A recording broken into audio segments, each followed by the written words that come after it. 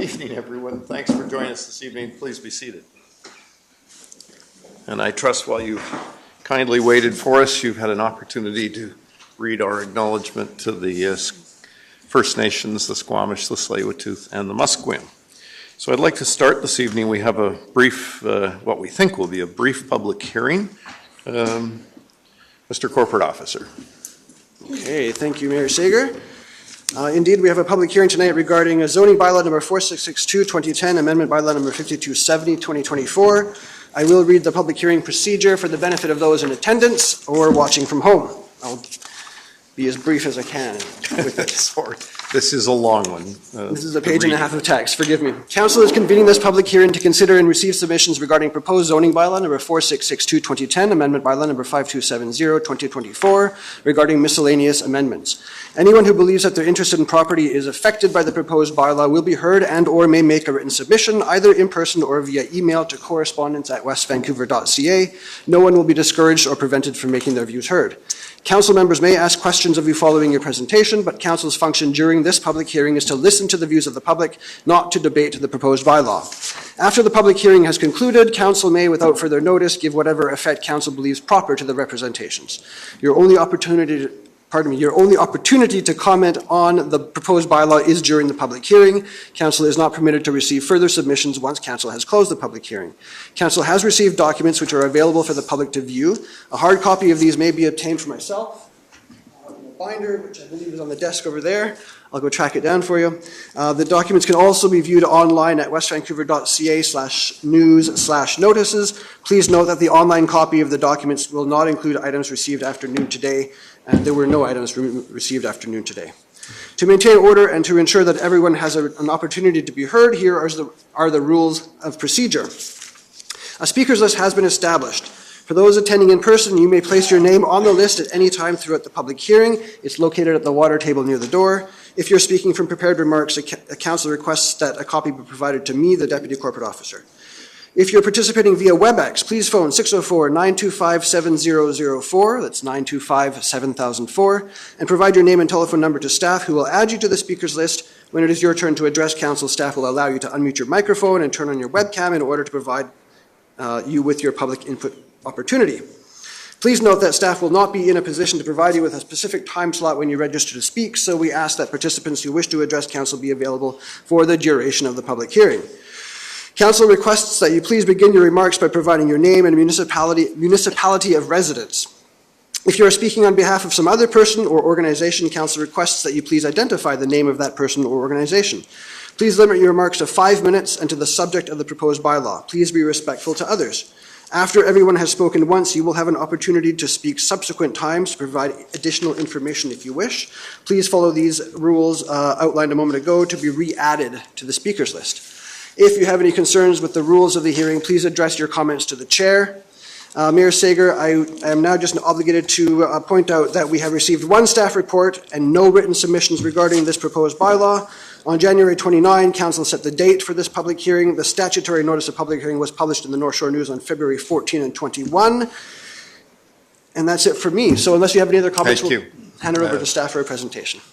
Very quick presentation. I know all members of council have read the material, so.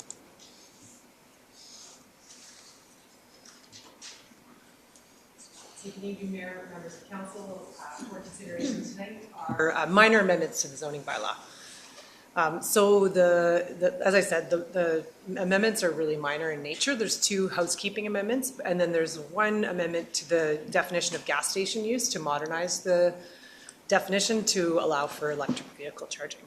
And that is the scope of the amendments. So subject to the public hearing tonight, we are recommending that council approve the zoning bylaw amendments as they would clarify and correct and modernize existing provisions within the bylaw. Thank you. Is there anyone this evening that has come to speak to this minor amendment bylaw? I'll ask one more time. Anybody here come to speak to this bylaw? Councillor Lambert, could I ask you to close the public hearing? I'll ask again. Does anyone, well, true. Has anyone come to speak to this zoning bylaw amendment tonight? Hearing none, Councillor Lambert, could we close the public hearing? Thank you, Mayor Sager. I recommend that all written and oral submissions regarding proposed zoning bylaw number 4662 2010 Amendment Bylaw Number 5270, 2024, regarding miscellaneous amendments up to and including the February 26, 2024 public hearing be received and that the public hearing be closed. Thank you. Councillor Cassidy, would you like to second that? Yes. Thank you. I'll call a question. All in favor? Contrary, carried. Thank you. We'll close the public, that closes the public hearing, and we'll now turn to the regular council meeting. I understand that there are a number of people this evening that have come to speak to item number 9, and I'm going to suggest we'll be moving that up on the agenda, and we will allow anyone who wishes to speak to that to do so. But first, I've called the meeting to order. I'll ask for an approval of the agenda. Councillor Thompson. So moved. Seconded. Councillor Cassidy. All in favor? Contrary, carried. Thank you. Adoption of the minutes. Councillor Snyder. Yes, I'd like to recommend that the following minutes be adopted as circulated February 12th, 2024, special open session and regular council meetings. And seconded by Councillor Lambert. Thank you. Question, all in favor? Contrary, carried. Tonight we have the great pleasure of welcoming the West Vancouver Streamkeeper Society, a group of people who volunteer their efforts to make our community just that much better. And a number of us are very proud members of this organization. Who would like to join us? We recognize the vests well. Thank you so much for coming.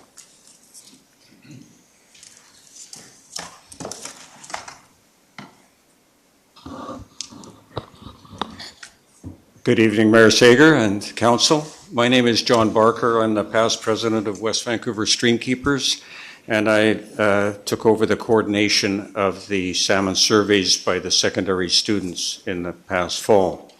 We're here tonight to present the results of those spawner salmon surveys in predominantly Brothers Creek and Haddon Creek. We had 72 students attending on 14 teams, each team led by a Streamkeeper sponsor. And with me tonight are the 2 student leaders. They were also the statisticians and produced weekly reports that were distributed throughout the community and interested parties. So my far right is Jeffrey Jackson, and beside me is Meha Faroki.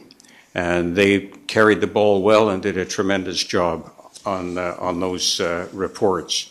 We're wearing the bright yellow vest, which is indicative of our, we call them passports because it allows us onto private property where we have permission to go to get to see these fish in the streams. And I would hesitate, really every student got to see salmon in those surveys. There wasn't anybody blanked and everybody participated. It was wonderful. So this is the 16th year of running the program, and it's for secondary school students. And this year, both West Vancouver Secondary and Sentinel participated. And I'd be remiss if I didn't mention a thank you to Councillor Gambioli, who probably for 16 years has also led a team and so much enjoys that process. So tonight, the student leaders are going to do the presenting. I've stepped back, and they're going to do a summary of the surveys. They're going to show a short video and finish with Jeffrey providing a student's perspective, and we are mindful of the time allowance, Mayor Sager. So I will step back and turn it over to the students who will tell you the story of the salmon from Mr. last Baker, fall. thanks so much, and thank you for all of your years of leading this organization. Thank you. Mr. Jackson, and I'm sorry, could I get your name again? Meha. Maya? Meha. Meha, thank Yeah. you, Meha. Can we start? Yep. Hi everyone, my name is Meha and My name is Jeffrey Jackson. so we're the 2024 lead statisticians. Today we're going to talk about different zones that we have surveyed, different type of salmons, the analysis of the data that we have collected, as well as the students' experience within this program.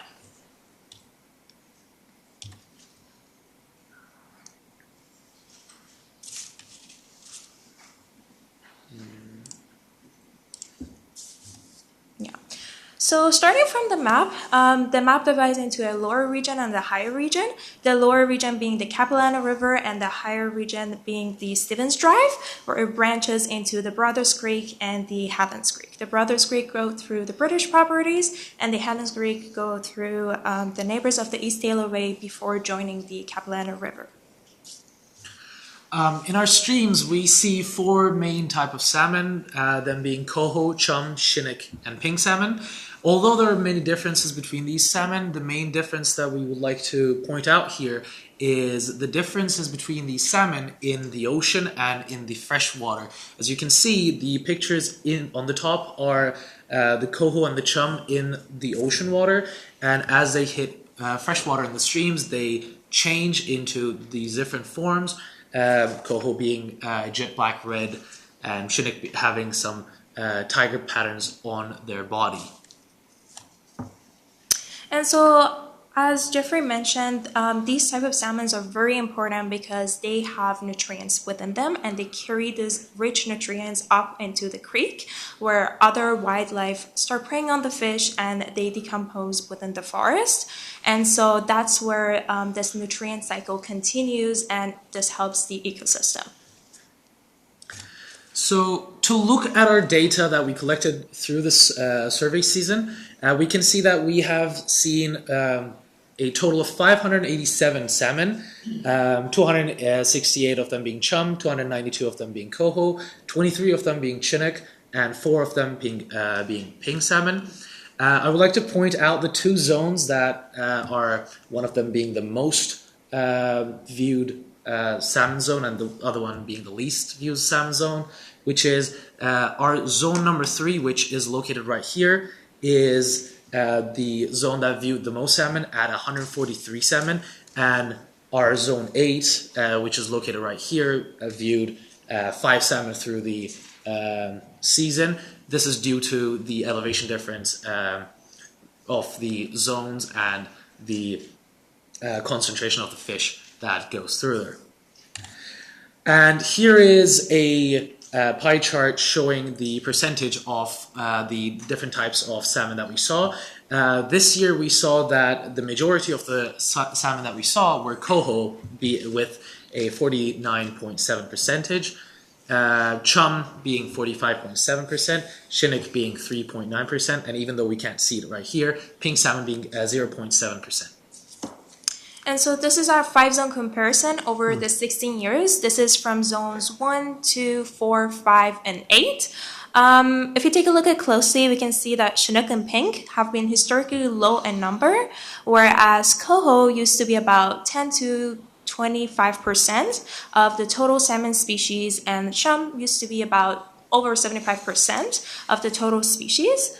We have isolated the chum and coho into this graph, where we can see that the chum had a positive trend growing in numbers, whereas coho had a positive trend growing in numbers, whereas chum had a negative trend kind of decreasing in numbers, and now they're approximately both about 50% of the total salmon species. And so this year was the second best year for coho and the second worst year for chum. We have a video prepared by Meha for you about the student experiences and many photos that our students have taken. So please enjoy this video. Thank you. Hell no. Upstream now.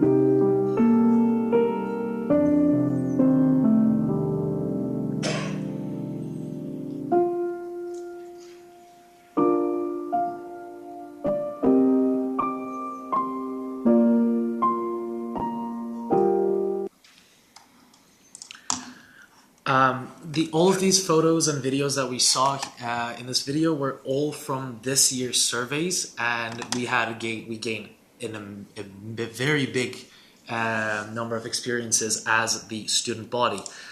I believe it has been a very, very successful 7 weeks through the season for each and every team, especially for the individual student with all the experiences that they gained.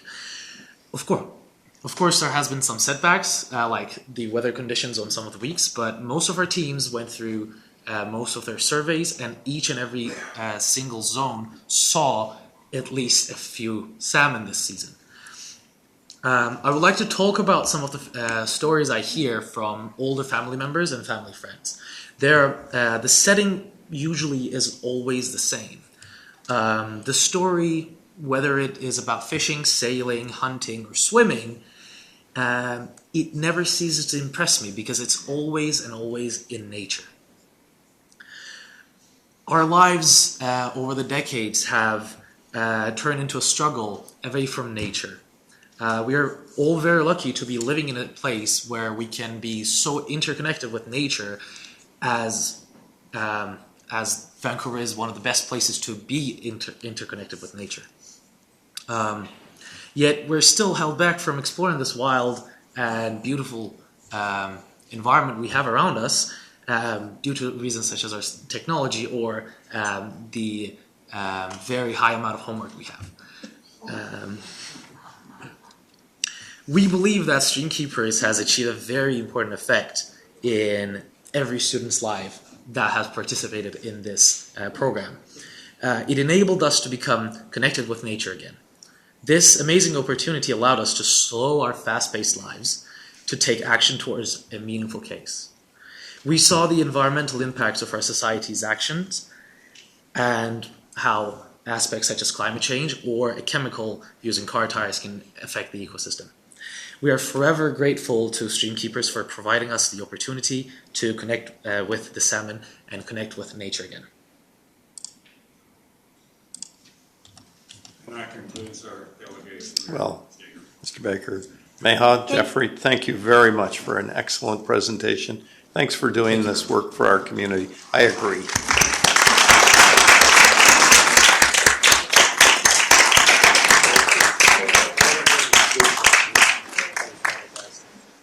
Councillor Cassidy. So before you leave, I have a question, and I should know this answer, but obviously I wouldn't be asking the question if I did. Why do you slit the fish open? And inside those are the eggs, correct? You're slitting the fish open, and I'm assuming what we're seeing inside are the eggs. Yes, we're opening the fish to see if they have spawn or not. Oh, all right. Yes, to see if they're male or female, or to see if they've spawned or not. Okay. To report in our weekly report. Okay. So the second question. So when I walk up the Capilano River at a certain times in the season, usually sort of September, you see all these dead fish. So ultimately, are they just washed out to sea? That's what would happen eventually. That's right. Okay. Yeah. Great. It's a huge tragedy, and it's written up in the media. Yes. For this presentation to stay away from it. Yes. Need several 10-minute delegations. Yes. To get through the whole story. It looks so depressing. In 20 years of surveying, I've never seen an event. So when you open the fish to see if it's spawned or not, let's say the answer is not, what are you intending to do about it? Is there a hope to rectify the situation, or that's just Mother Nature? Well, it's pretty clear what's caused this. Is fish kill. Right? Okay. Urban runoff. Yes. That's still been studied for a long time. Okay. But everybody confuses why out of 5 species of salmon does it really only affect one. Okay. Great. We had pink salmon and chum salmon nearby, and they weren't affected. So what's to be done about it is your question. The bioswales, filtration, infiltration, Yes. ways of resolving that and you purify the water. Okay. As it goes through a bioswale, it's filtered, and all you need is soil and natural greenery. And we're working to find solutions and places we could do that. So it's, Okay. there is solutions out there. We just got to figure out how to do it and where to do it. And is there somewhere the district can assist you with that? Yes. And I'm assuming you've already started those conversations? Yeah, we started discussions with 3 departments, engineering, planning, engineering, parks, and environment. Okay. We've had discussions, we've had an on-site visit in North Vancouver to look at some of the ones that the district has installed. So it's early days, and we're dealing with Eco Justice now. Okay. And we're dealing with Patrick Weiler, who is MP. He had asked us to come to a meeting. It's really caught the public's attention. There's lawsuits going on in California now against the tire manufacturers, First Nations in the U.S. They're going to the EPA for rulings, and Canada will probably have to get on that path as well. And that's really a federal issue. It's to challenge these tire manufacturers. All 13 of them that are named in that lawsuit use the same product. Okay. There's 6 ppd. Thank you. So while we have a reasonably full room this evening, and thank heavens for that, I just wanted to say something that a lot of the people in this room may not know, and to thank you, Mr. Barker, that it was you who secured, I think it was the 1.1 million when there was that spillage in 2017 or 2018. It was completely due to your efforts and your tenacity in making sure that that issue was dealt with and we got the money. So thank you very, very much. Here, here. Very, very well said. Yes. Councillor Watt. So many years ago, I had the opportunity to volunteer. This is before I was a BC resident, mind you, in Alaska, and I spent a summer tagging and tracking fish out in the wild. We were living in huts. And we were helicoptered out to our location that summer. But a lot of the fish that we were looking at had been previously marked, so they were able to see, the counts and whether they were coming back. Do we have that here? Are we able to see where what's coming back in? There's a lot of tracking methodology nowadays. It would be more sophisticated. The simplest one is to clip that post in. Yeah, that's what we were doing back then.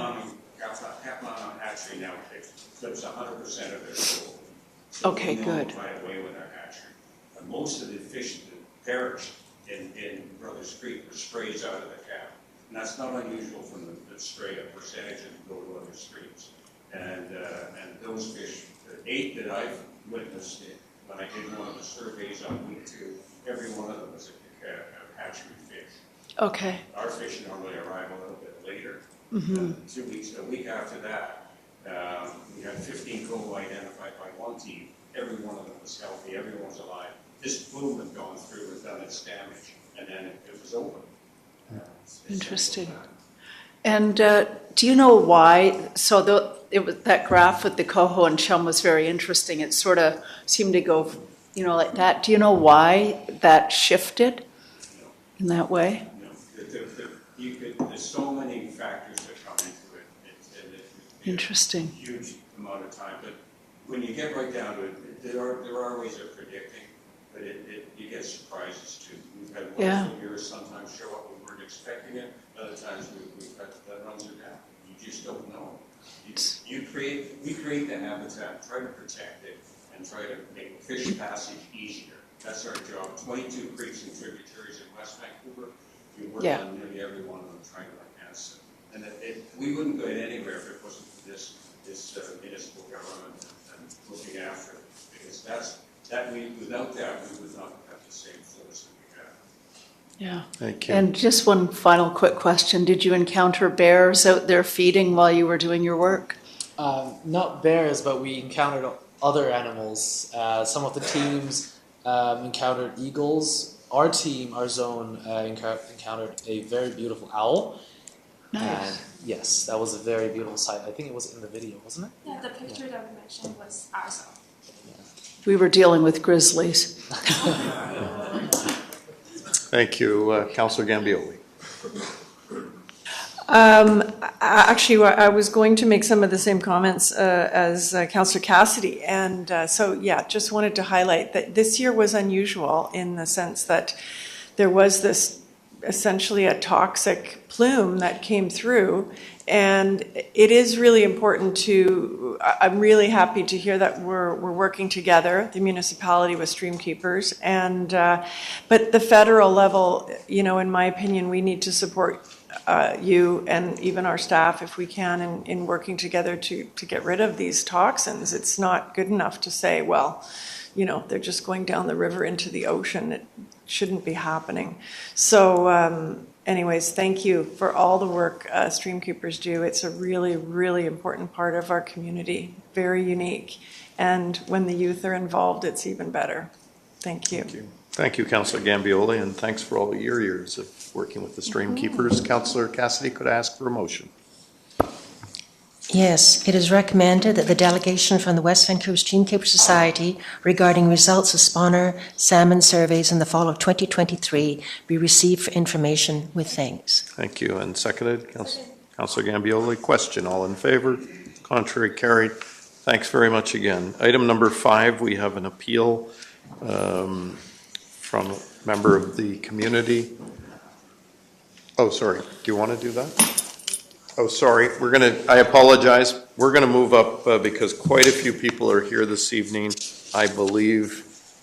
And just out of a courtesy to them, we will move up item number 10 to the top of the agenda. Councillor Snyder. Yes, thank you.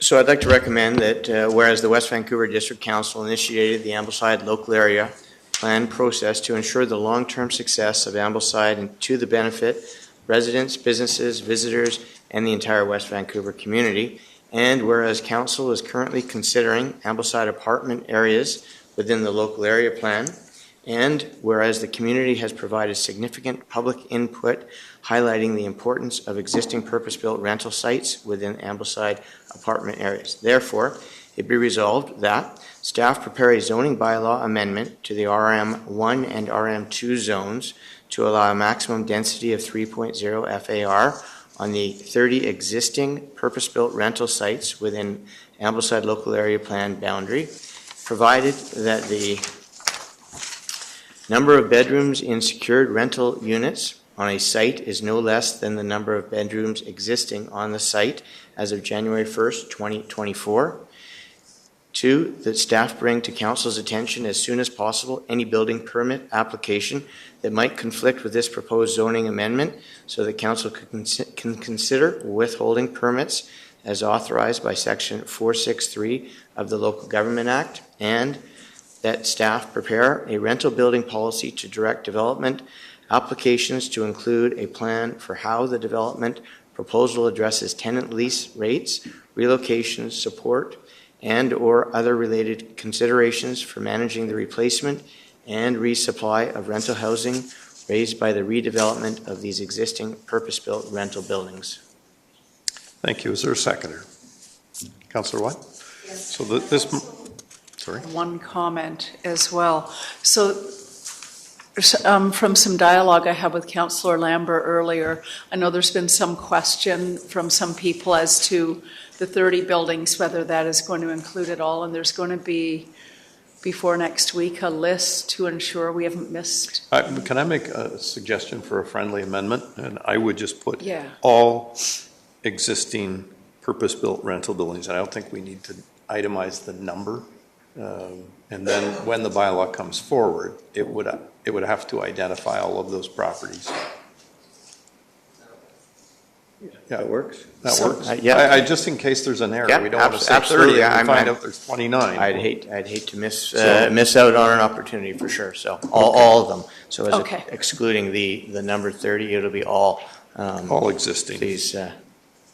Thank you. Okay, and we've got that moved in second. And the reason I'm doing that, ladies and gentlemen, is just so you know what council is considering, and you'll be able to speak to the bylaw itself. Councillor Lambert? Yes, I wanted to propose another friendly amendment, if I could do that. And it had to do with the rental building policy and staff's work on that. Can we, and this is a question I want to put to staff, can we put a timeline on that and ask that a rental policy or a draft rental policy be put in place within, say, 60 days? And the reason I'm asking that is that just in order to extend protection to tenants during the period while the policy might be developed, so I didn't want to extend it. Through your worship, pardon me, Your Mayor. Yes, should council pass this motion, then staff would bring forward the zoning piece that provides protection in as shorter order as possible. Ideally, we would bring forward the accompanying policy at the same time, but should that require further analysis or legal review, then we would not let that stop us bringing the zoning protection in place as soon as we can to meet what I understand the intention is. Okay, so we don't necessarily need an amendment to what you've written? Not to my opinion, no. Okay, thank you. Thank you. Councillor White, was your microphone on from earlier? It's on from earlier. Okay. Councillor Gambioli. So just a question related to part one. So the when this came to council a number of weeks ago, the FAR was, I think it was 1.75. It's now 3. So could you just explain the effect and whether you think that's sufficient and why we chose 3? Through your worship, so just a minor correction. When this was previously in front of council, the proposed FAR was 2.0 FAR. And at time of that conversation last year in the fall, there was additional comments around whether that was sufficient density to enable any form of replacement, any form of regeneration of housing stock. So my understanding of the intention of the current wording in front of council is that it can do 2 things. It can both provide that protection of existing rental as an important use, while also allowing an additional FAR that recognises over time buildings will need to be replaced, but that should they be replaced, there's additional FAR to both secure rental supply and offset the costs associated with that with additional strata or other forms of housing. So the 3.0 includes the current, what would be the existing rental, Yes. right? And part 2 says that council could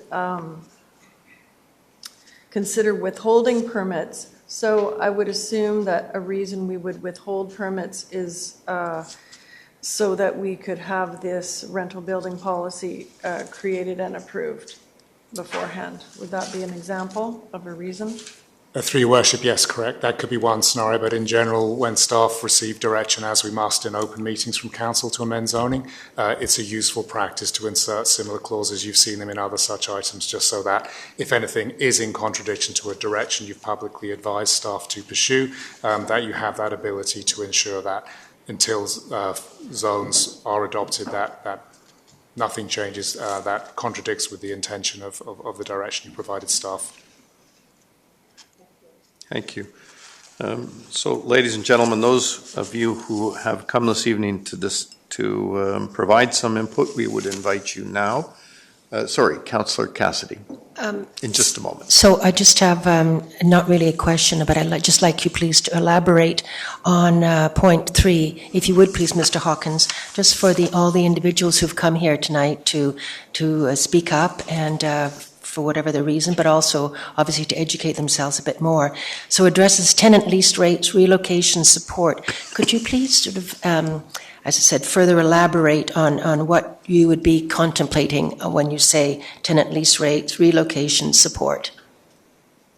Through your worship, so obviously the motion was published a couple of days ago, so just to be clear, there would be further work that we would need to undertake, but the intention is to indicate that recognising the value of rental becomes almost would become the base of a new zone, and then the up to 3 FAR, should there be redevelopment. As part of that redevelopment, we would require a submission through the development process of an indication of how things like potential relocation, potential rent back, or right of first refusal could be offered to any tenants that would be displaced. But in terms of the details, then it would be premature just to be completely candid. Okay, so should I be a renter and my landlord wants to redevelop the building, then potentially my landlord would be responsible for paying the costs of my relocating to somewhere else, and then I would have first right of refusal to move back into that building at the same rent that I would have been paying prior to the redevelopment? Through your worship, so the kinds of variables that Councillor Castillo is speaking to are absolutely the kinds of variables we would include, but in terms of specific numbers and rates, it would be premature for staff to speculate. All right, well, thank you, because as you know, many people fear that they cannot get back into the neighborhood they love, and if so, it is a decidedly higher cost. So thank you for that. Thank you, Councillor Cassidy, and that is exactly the intention of this bylaw. So, yeah, that's exactly what this bylaw would require. So now you know the motion in front of council. Anyone who wishes to address council, please feel free to do so now. Does that mean everyone's really quite happy with this? I'll ask a question. Who are you? That's Mr. Hawkins, and he's the lead staff on the Ambleside revitalization. Chief Planner. Ms. Mercy. Please.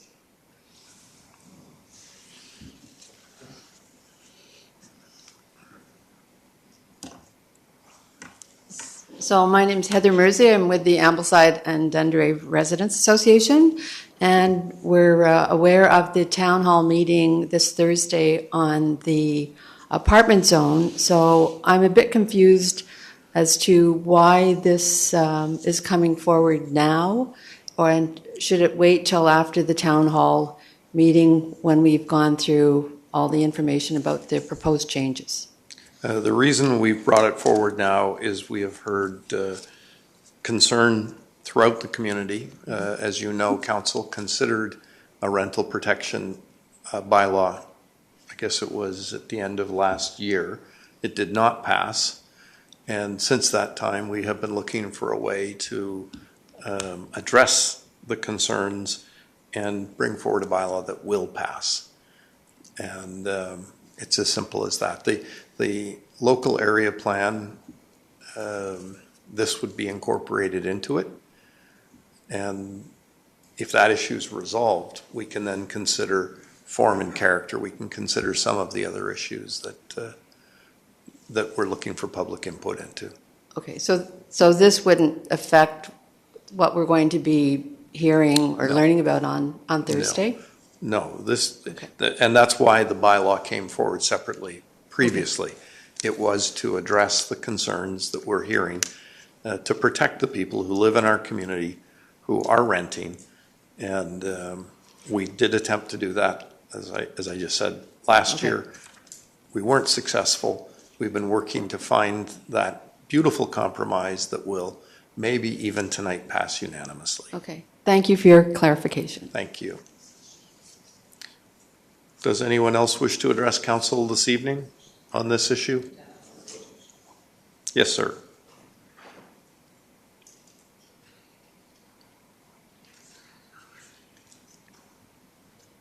Thanks for joining us this evening. Thank you, Mayor and Council. Name's William Howard Kelsey. I live on Argyle. I've been living here for 14 years. Grew up in Dunbar, Kitsilano. Like it better over here.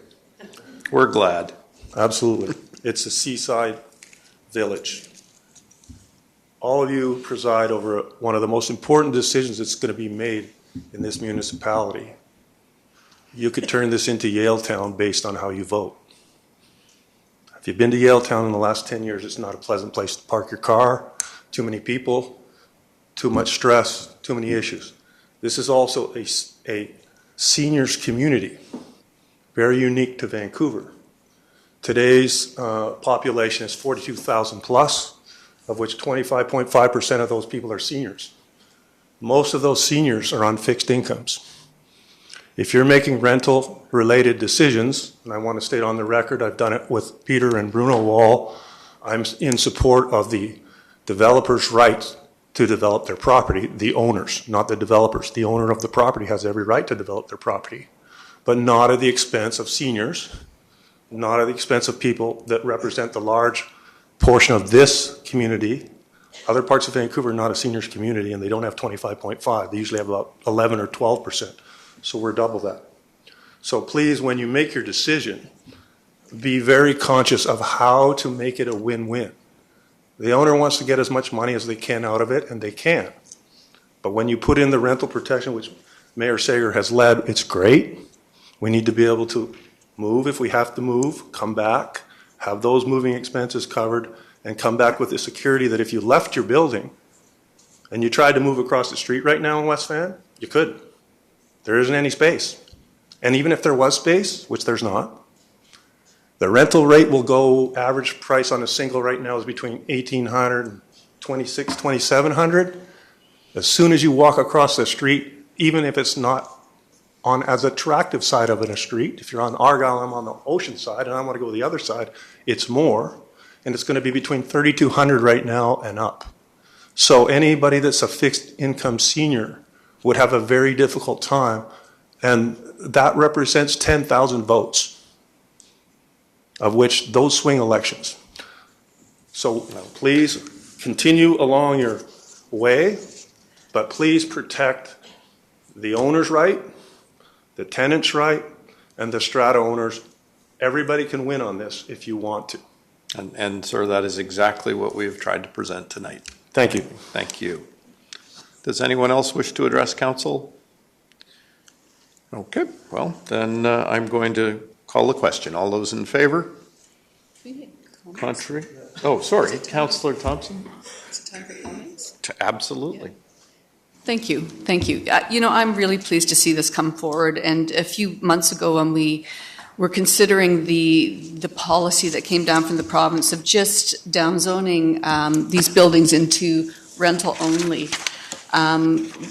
we rejected it, and tonight's the reason why. We got a lot of correspondence with concerned residents thinking that they would just be vulnerable. I think the comment was made that upon rejecting it, those 3,000 people would be evicted the next day.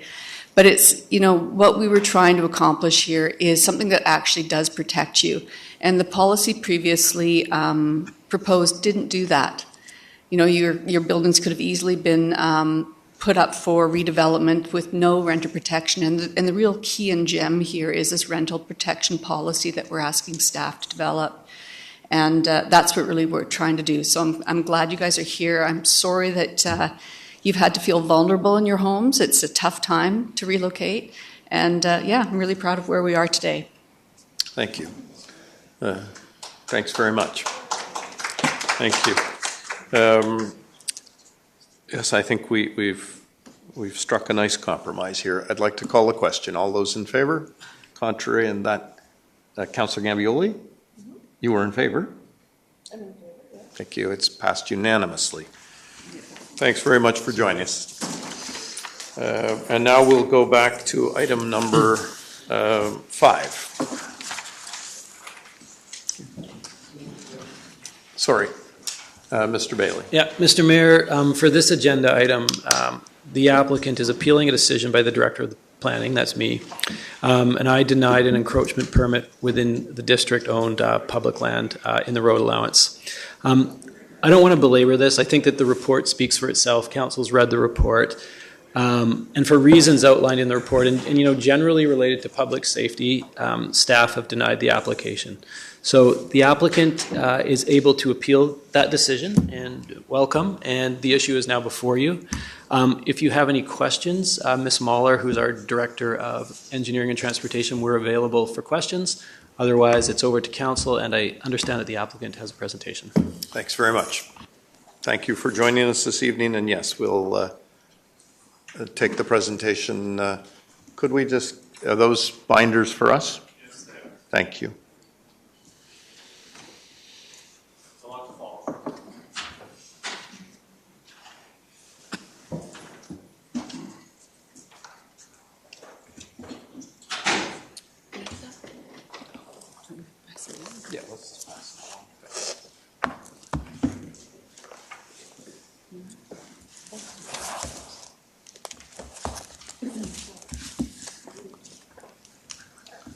Okay.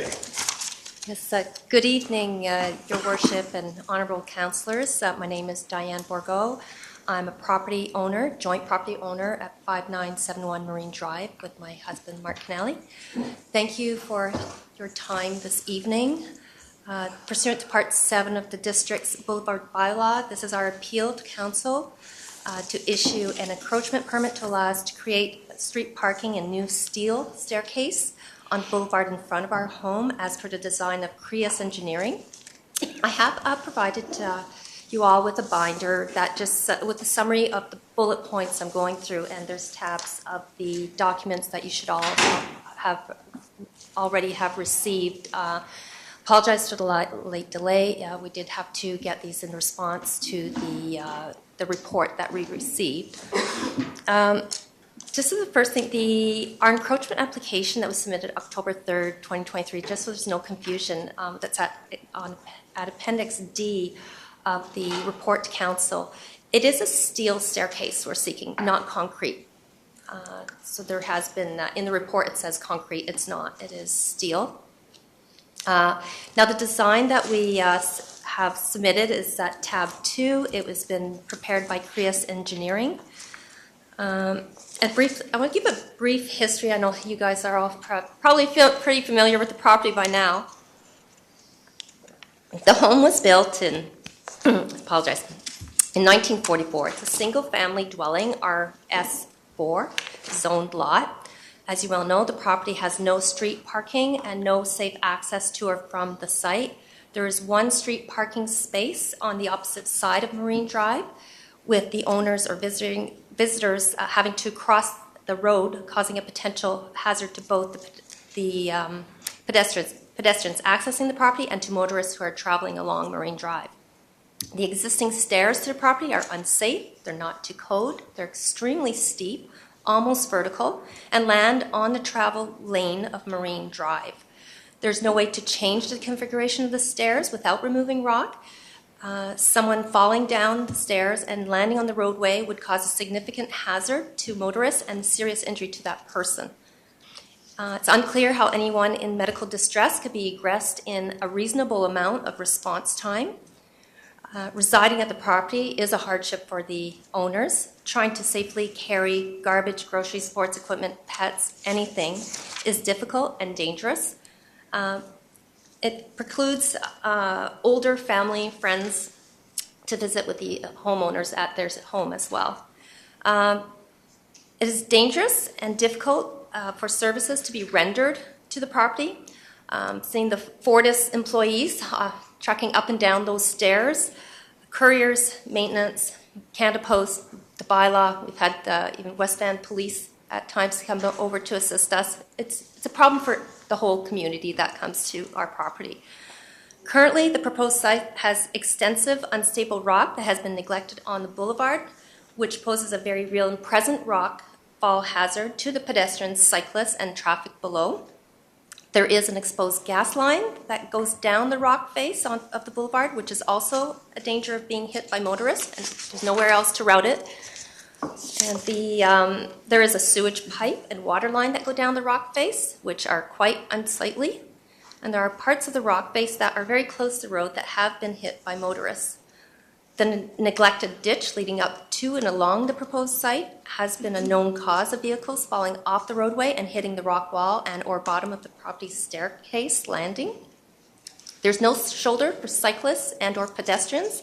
This part of Marine Drive is well used by cyclists. Pedestrians are required to walk on the road. Now, I'm referring you to tab 3, which is the picture of the site where we are proposing for the parking. As you can see there at the bottom of along the road, you can see the rocks that have already been falling, and you can see that the pipe, the sewage pipe that's just hanging there, and you have the black gas line. And the second page is just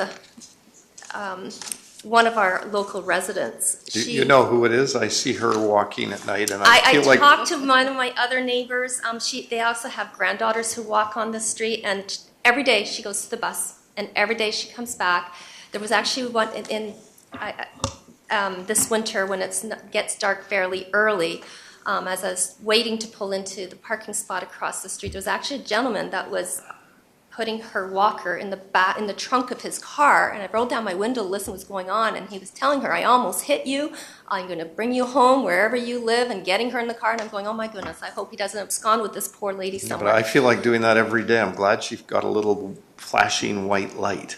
Yes. Because yeah. it every day we watch frightens me. it. When I'm home on days, she's like a clock, and that is what the residents of our neighborhood are contending with.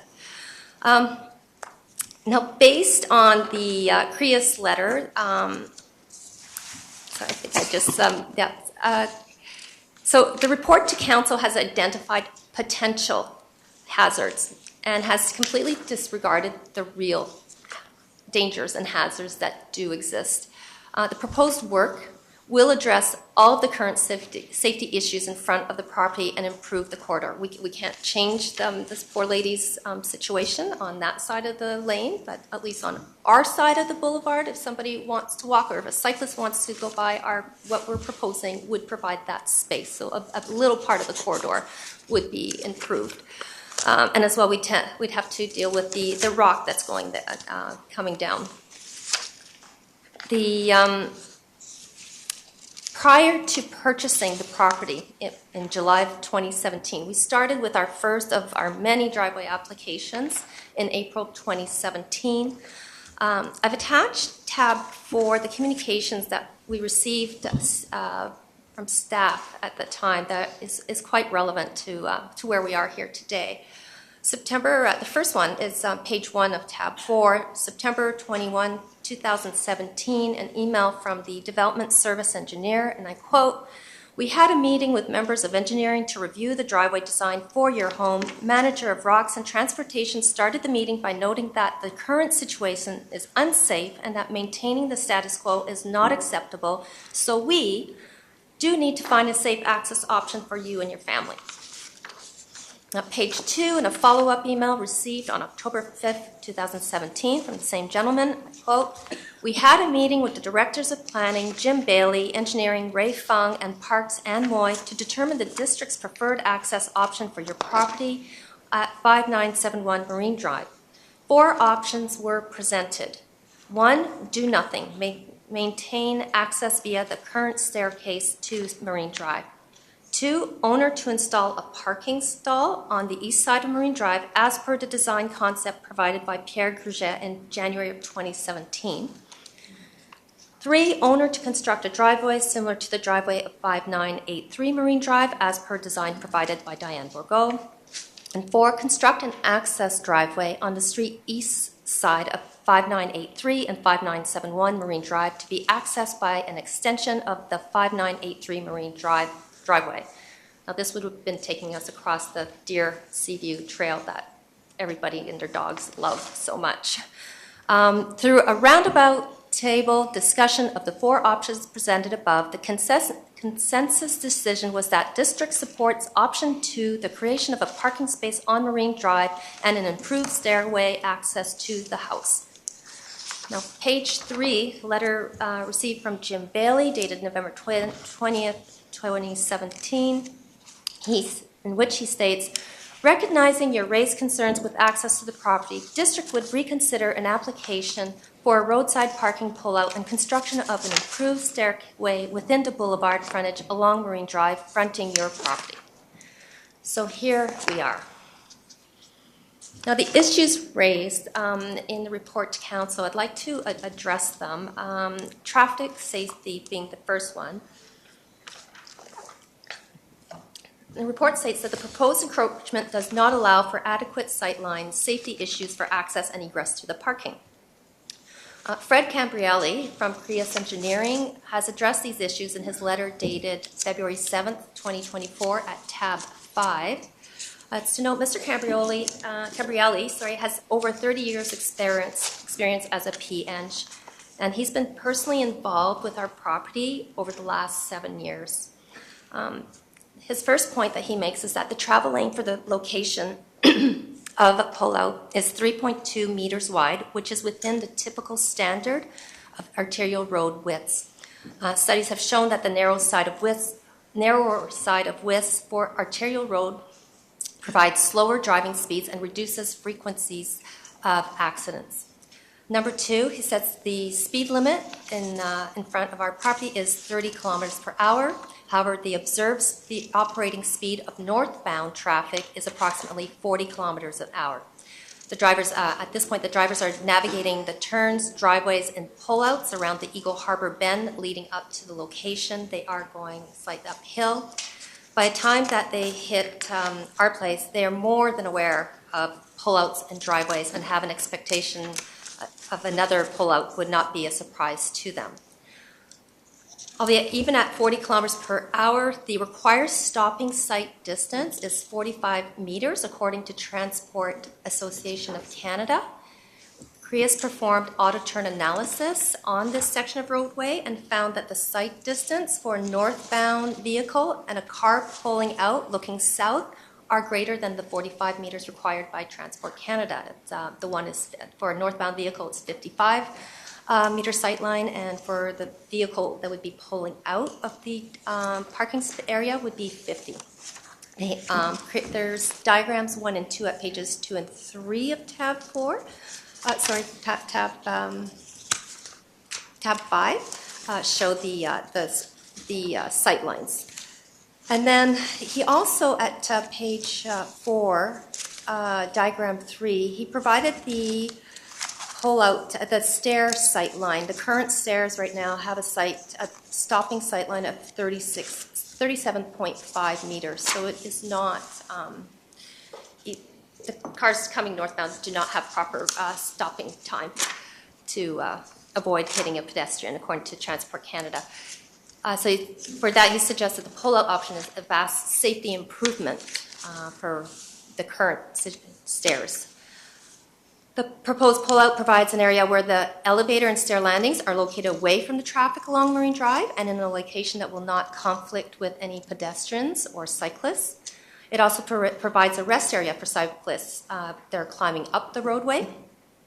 The current stairs land in the travel lane of Marine Drive. This is not acceptable based on the current standards of safety. Also, there's no room at this location to provide any barrier protection for the pedestrian at the bottom of the stairs. So based on CREA's letter, this project actually improves the traffic safety of Marine Drive. The second concern raised in the staff's report is that staff's review along this section of roadway suggests that there is approximately one side swipe or off-road right collision every year due to vehicles crossing center line. Mr. Bailey, in his letter December 5th, 2023, indicated that this data reinforces my safety concerns about access to and from the proposed parking area. This assertion is not supported by the data that I received from ICBC. At tab 6, I've been in touch with Ms. Mendonca at ICB Road. She's ICBC's Road and Safety and Community Coordinator. She pulled up the data for me. There is at page number 3, just to start. That is, all the little dots indicate the accidents, the 5-year history of accidents in the area. I did, at page 6, I printed out the west map so you can see where my house is in relationship to the dots. And the closest dots, one of them is over where the marina is, down on Marine Drive. And then the other one is at the dot at the intersection of Glen Eagles and Marine Drive. And the dot over by the marina, that is, there was one accident there, which we can see on page,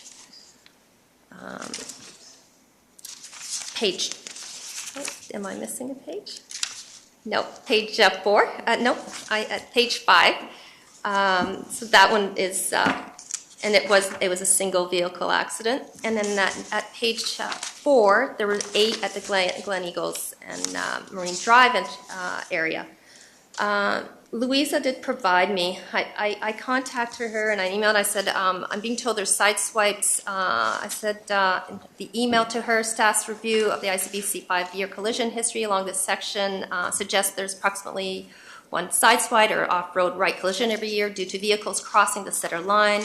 When I review the ICBC crash reports, I've attached screenshots for your reference. I do not see this information. Am I missing anything? So she responded and she provided me with the number 2 at page 2, which is the data that ICBC has, the specific information about the accidents that are closest to our home at the Glen Eagles, and they're not actually on Marine Drive. The accidents are on Glen Eagles, and of those accidents, there were 2 side swipes. Just make sure I have this correct here. One was in November of 2020, and the second September 18th. And both were on Glen Eagles, and one of which was at the intersection of Marine Drive. So the third concern raised by staff is that a vehicle could only be traveling in the northbound travel lane in order to access and exit the parking area. I don't understand why this has even been raised as a concern, I'll be quite honest. It's not a crossing. It's not intended to be accessed from both directions of Marine Drive. There is a solid yellow line, so crossing lanes is not an option pursuant to the Motor Vehicle Act. We have Section 190. A driver must not stand or park a vehicle on a roadway other than on the right side of the roadway and with the right-hand wheels parallel to that side. And Section 168 regulates U-turns. If there's any type of line painted down the center of the highway, one must not make a U-turn over it. The street parking as designed is the configuration proposed is consistent with the street parking requirements in DWV and all other parking spots along Marine Drive. Now that's my submissions for the traffic issues that have been staff has raised. Now moving on to rock safety. Staff has indicated that construction of the proposed features may create a risk of future potential rock fall hazard. Again, staff has completely ignored that there is already a danger of rock falling on the boulevard. This project, if allowed to move forward, will remove that danger. It will address it and it will improve the safety of the corridor and at the private owner's cost. Now, over the years, we've retained geotechnical engineers specialized in rock slope engineering. In 2018 and 2019, we had CM Rock Engineering. Chris Ma wrote 2 reports, and they are in Appendix D of the report to council. Mr. Ma has 26 years of experience as a P-Eng engineer. He addressed the geology and rock strength. He provided the methodology to safely remove rock. He provided a risk management plan for the construction process to prevent future rockfall. Now, Linda Fong, another senior geotechnical engineer with 25 years experience as a P-Eng, last night completed her assessment of our proposed project, which is at tab 7. And I apologize, I sent it at 8 o'clock. I didn't have the heart to send it at 11 last night. She came to the site. She reviewed CREA's design and Mr. Ma's reports and arrived at the same conclusions as Mr. Ma. She states that based on our site review, we concur with CM Rock Engineering's evaluation of the rock strength, the geology description, the rock cut, blasting, and other recommendations stated in their reports. Although the reports were prepared for previously proposed development, we find that their recommendations provided for rock removal, rock fall control, and rock bolting, etc., remain largely applicable and relevant to the current or new proposed development. It is our professional opinion that the proposed development is both feasible and can be executed safely. And now, as a side note, Mr. Ma and Dr. Wiley, they're the experts in this field. They wrote the Bible on the rock slope engineering, and at tab 8 we have I put their book that they wrote. That was one of the reasons why we contacted Mr. Ma back in 2018. Now, Dr. Wiley is the planned geotechnical engineer if this project moves forward. He's actually he's on holiday, so he's actually the one that recommended that Ms. Fong come out to assist us in his absence. And Mr. Ma is currently unavailable. He's up doing tunnels up north. He did participate in our Sea to Sky Highway in the past. So geotechnical engineer would be present, obviously, during the construction process to ensure that no rock removal will take place unless it is safe to do so. Now, also another party that's been involved with our property since 2018 is Norland Pacific Blasting. They have provided a confidence letter dated February 14th, 2024. It is at tab 9.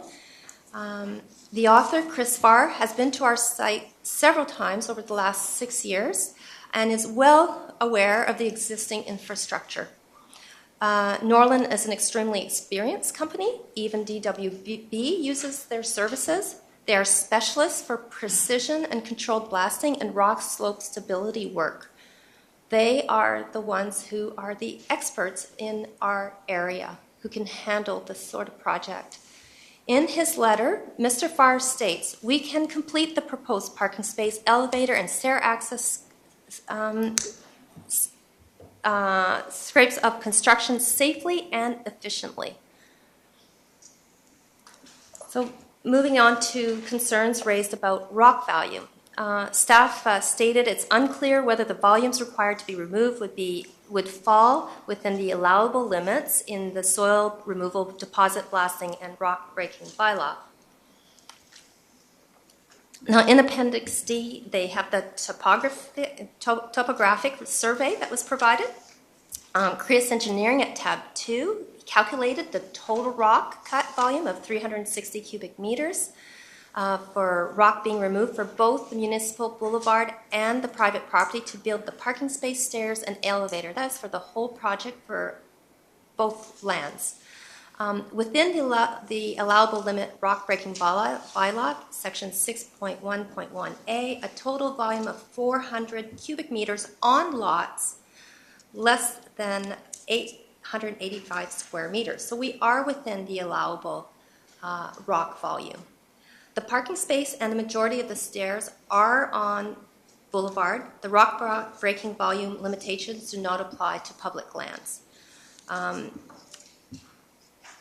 Moving on to Boulevard bylaw, that staff has raised issues about non-compliance. The first one they raised was the 7.5.1a, that removal of existing rock cut slope would be inconsistent with the established character of the boulevard and the street of which it forms a part. So tab 10 came across an article, North Shore Daily Post, of July 22nd, July, I believe is, 22nd, 2022. This was with respect to property at 6518 Wellington Place along Nelson Avenue. They applied for an encroachment permit for a parking space. And what's notable is that one of the reasons that staff denied the encroachment was on the basis that it was inconsistent with the existing character of the boulevard and street, as there are no other parking pads along the western side of the portion of Nelson Avenue. So it wasn't about changing the character of that actual piece of land where they wanted to put parking spot. It was, no, it's not, it's because nobody else has parking spots. You're changing the character of the street, of the boulevard. So at tab 11, I've attached pictures of all the houses along our stretch, and starting with our direct neighbors at 5967, and the rock removed, this shows all the rock removed to provide street parking. The only property with no parking and or driveway and is our property. So our current rock wall is inconsistent with the established character of the boulevard and the street of which it forms a part of. When you look at these, if I can direct you to the some of the pictures. The number at page, I did do a map so you could see where the property lines are, because as at page 1 you can see that most of parking and a lot of the driveways and stairs are on boulevard. They're not on private lands.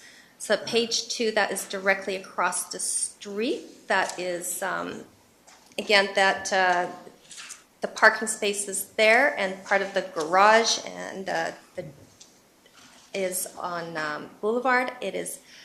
They've used pavers as the surfacing. And then just number 3, that's just going down, that's heading down towards the marina. So now we're on the left side. There is parking there for the 2 vehicles. They had to remove rock to create that parking space. 4 is continuing down, and that's on the right-hand side. That was a new build in 2018. The entire, that parking space with the pavers has space for at least 4 cars, and the part of the garage also is on Boulevard. And then moving down the road, you still have, again, it's there they put down some cement and cemented stairs. That all, even going down to the house where it's all cemented, that is all Boulevard.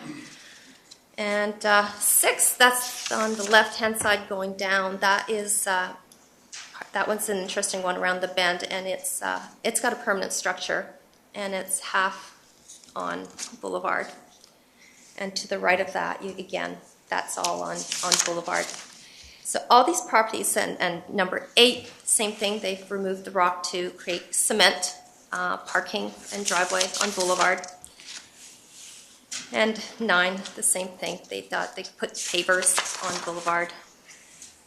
And 10 is actually the house that's just to the north of us, my north neighbor, at 5983. And there you can actually, they did the driveway, and there's a parking at the bottom, but there they blasted all that rock to create that access there.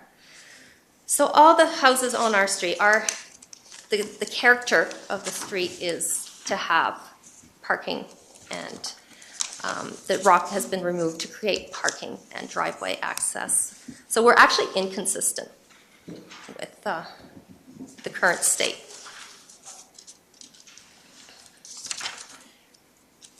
Moving on to the staff has said it's not a bylaw issue, but staff has raised the issue that the visual impact will be significant and irreversible. Well, currently the aesthetics of the rock, I'll be quite honest, in front of our home, is extremely unattractive. There's eroding rock that has been completely neglected. There's old sewage pipe that we cannot change the configuration of. The visual impact of the project will be a great improvement to the roadside there. More importantly, it's the safety of the corridor. People accessing the property and the hardship of the owners of the property, whether it's me or the next person, it overrides the visual impact. We have a responsibility to be progressive and better living situation of the neighborhood.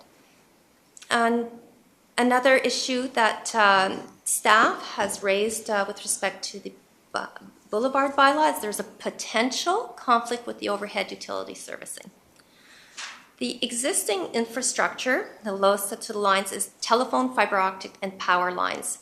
They're at an elevation that already go directly across the top landing of the current stairs, which are at the same, which would be at the same elevation as the proposed landing for the future metal stairs if we are successful today. There are no issues. I also want to point out that the lowest lines that tell us they're non-energized. They're not the power lines. The power lines are extremely high up. No one is hitting that unless you have a crane. The senior professionals who are involved with this project, such as Creus Engineering and Pacific Blasting, they have also been to the site multiple times. They've been working on this, trying to come up with a solution to satisfy staff for driving for over 6 years. And so they have that experience of assessing this property.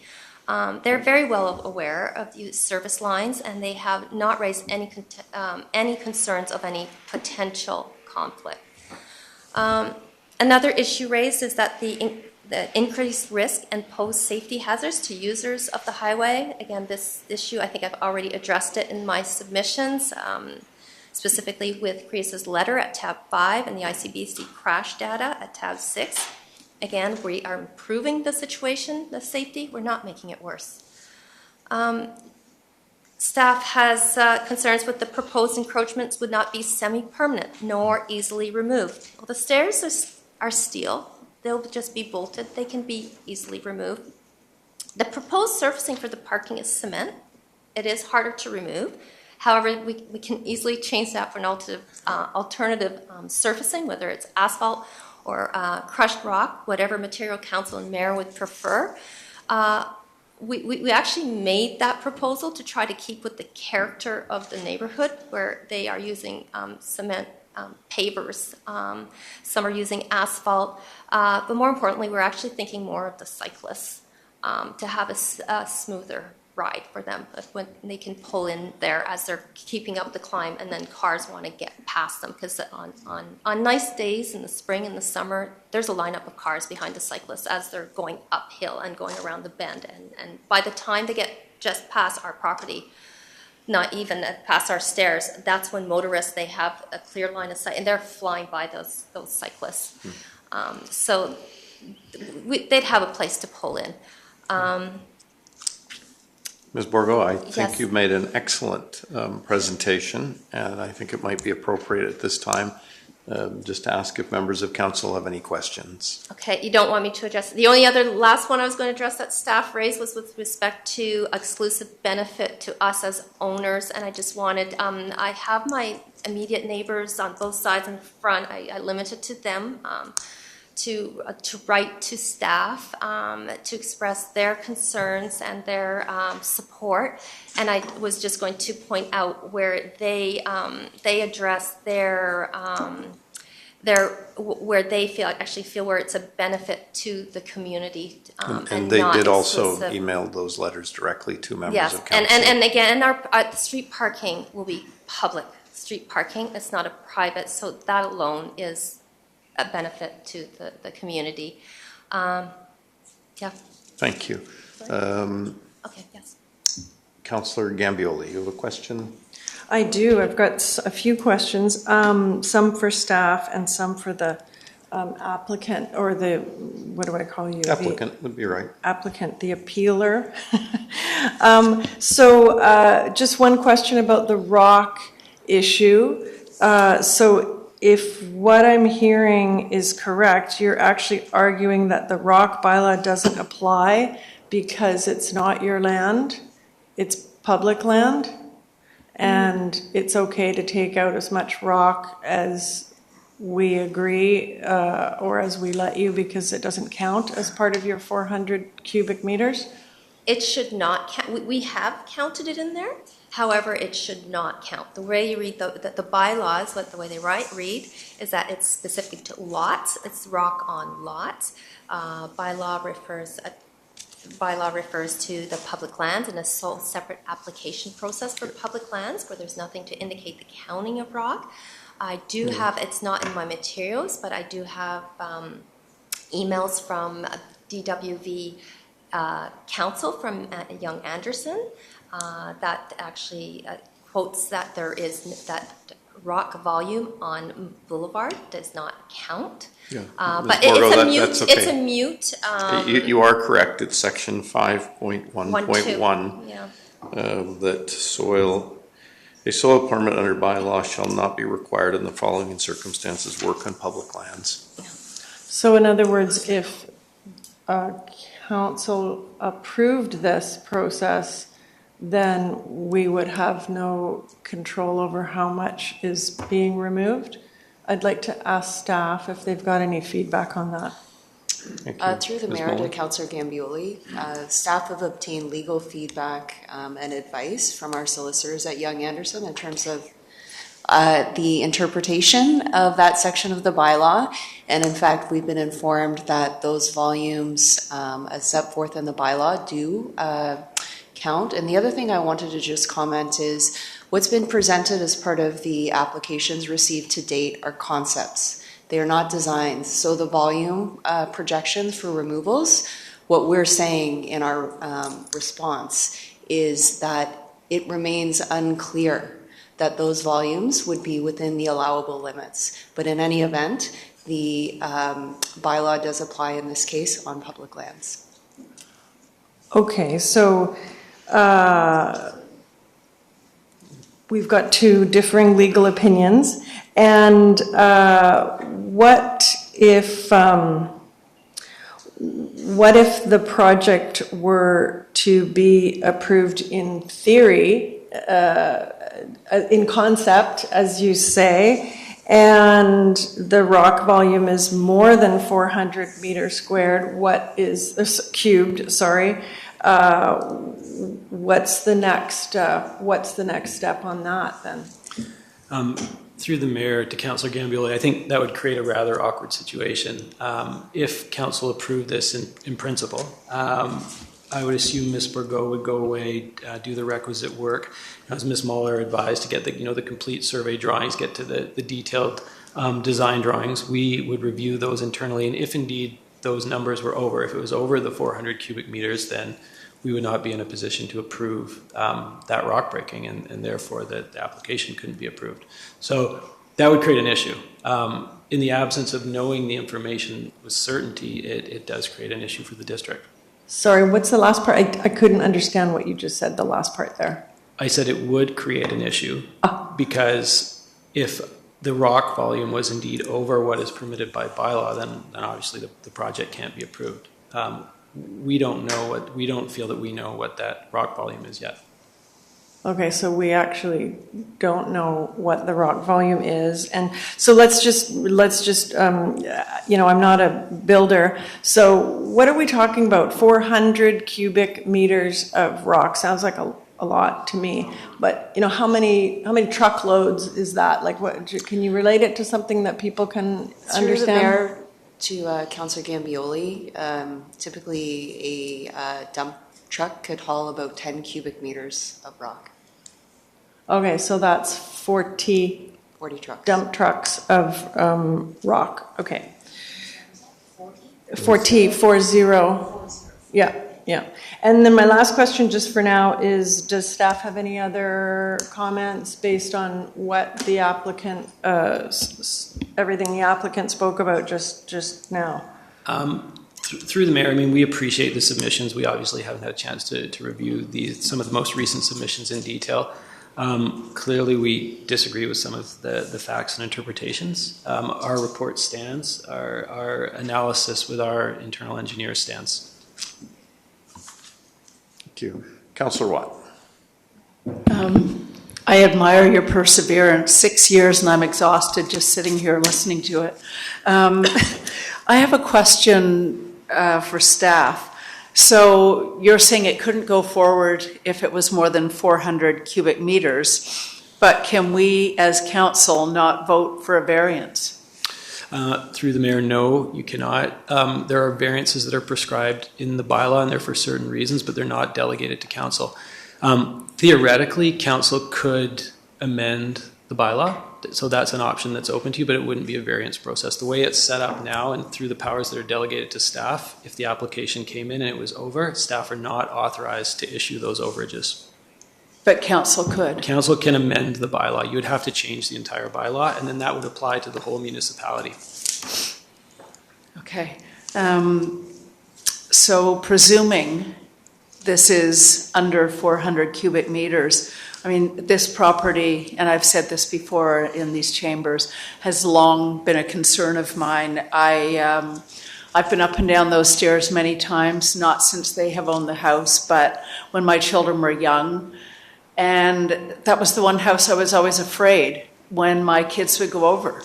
The idea of going up and down those stairs, and I've gone up and down trying to carry platters of food, and it's frightening. So I feel immensely for the applicants, and I really hope that council has the will to try to find a way to help them. Thank you. Councillor Cassidy.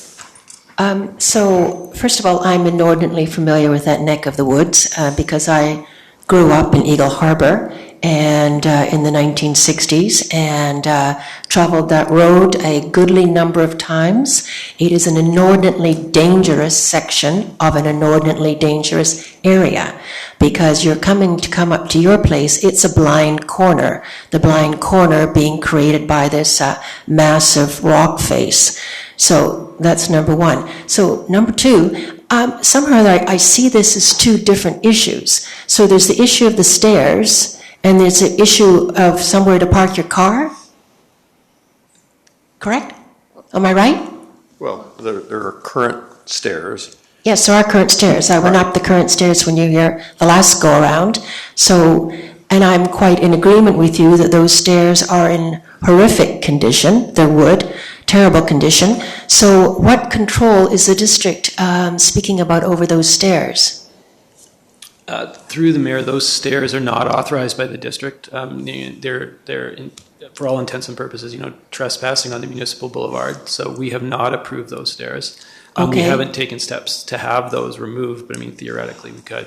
Okay, so should we not allow the improvement of these stairs, how would this couple gain access to their property? There is alternative access to the property. You can walk to the site as well from Seaview Walk behind Yes. the property, and that's the Yes. alternative way to get to and to walk to the Yes. property. Okay. So in where we currently stand, their only choice, as we're not approving new staircases, presumably, is to use the old one that currently is in existence. Correct? Their status quo is, in terms of accessing the property, is to access it either, as I understand it, from Seaview Walk or from the existing stairs that Right. are not authorized by the district. Right. Okay. All right, on that one. And so when you purchased this property, were you not aware of the status quo? Did your realtor not tell you that these stairs were on municipal land?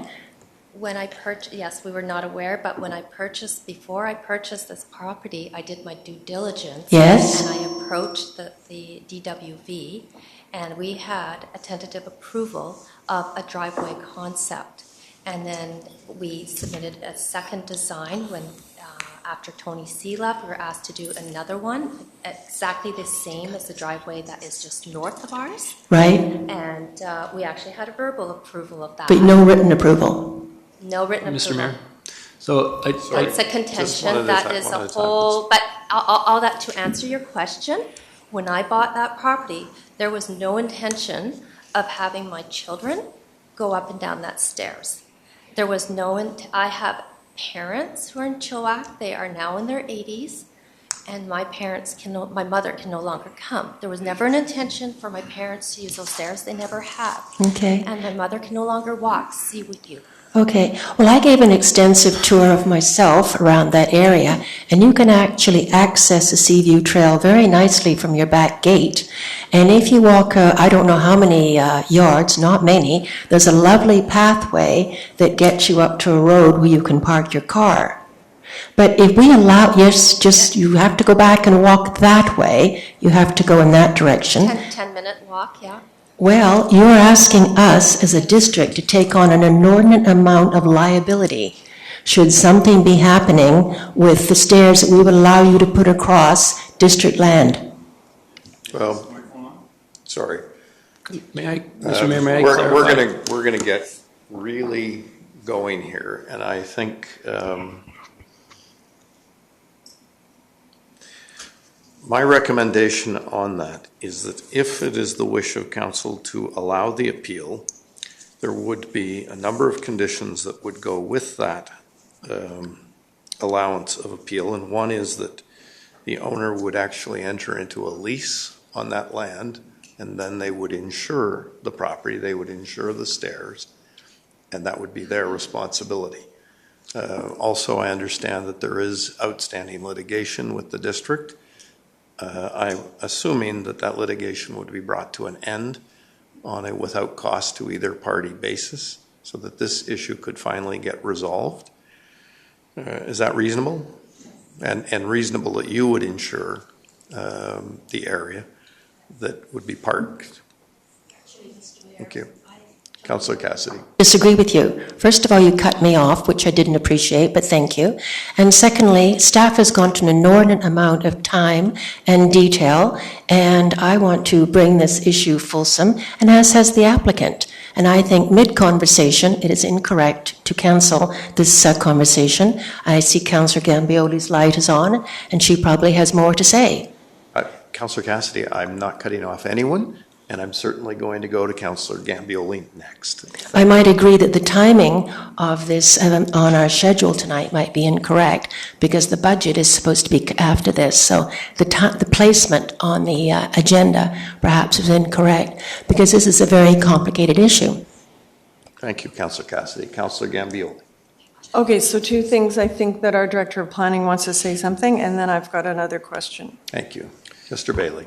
Mr. Mayor, I just wanted to clarify that there is obviously some dispute about, the subject of the litigation is whether or not there was an approval given. Staff's assertion is that there was not an approval given. We said that subject to proving out various items related to safety, that we would consider the application, but that's essentially the foundation of the dispute and the notice of civil claim that Ms. Burgos brought, just for the record. Mm-hmm. I understand. I've read the litigation, yes. So you're... Can't hear you, sorry. Just to respond to Councillor Gambioli's point, there is a topographical survey that was provided to staff. There was a topographical survey that's been provided for the property. Staff has it, it's part of the package, it's Appendix D. And using the topographical survey, Creus Engineering came up with the rock volume.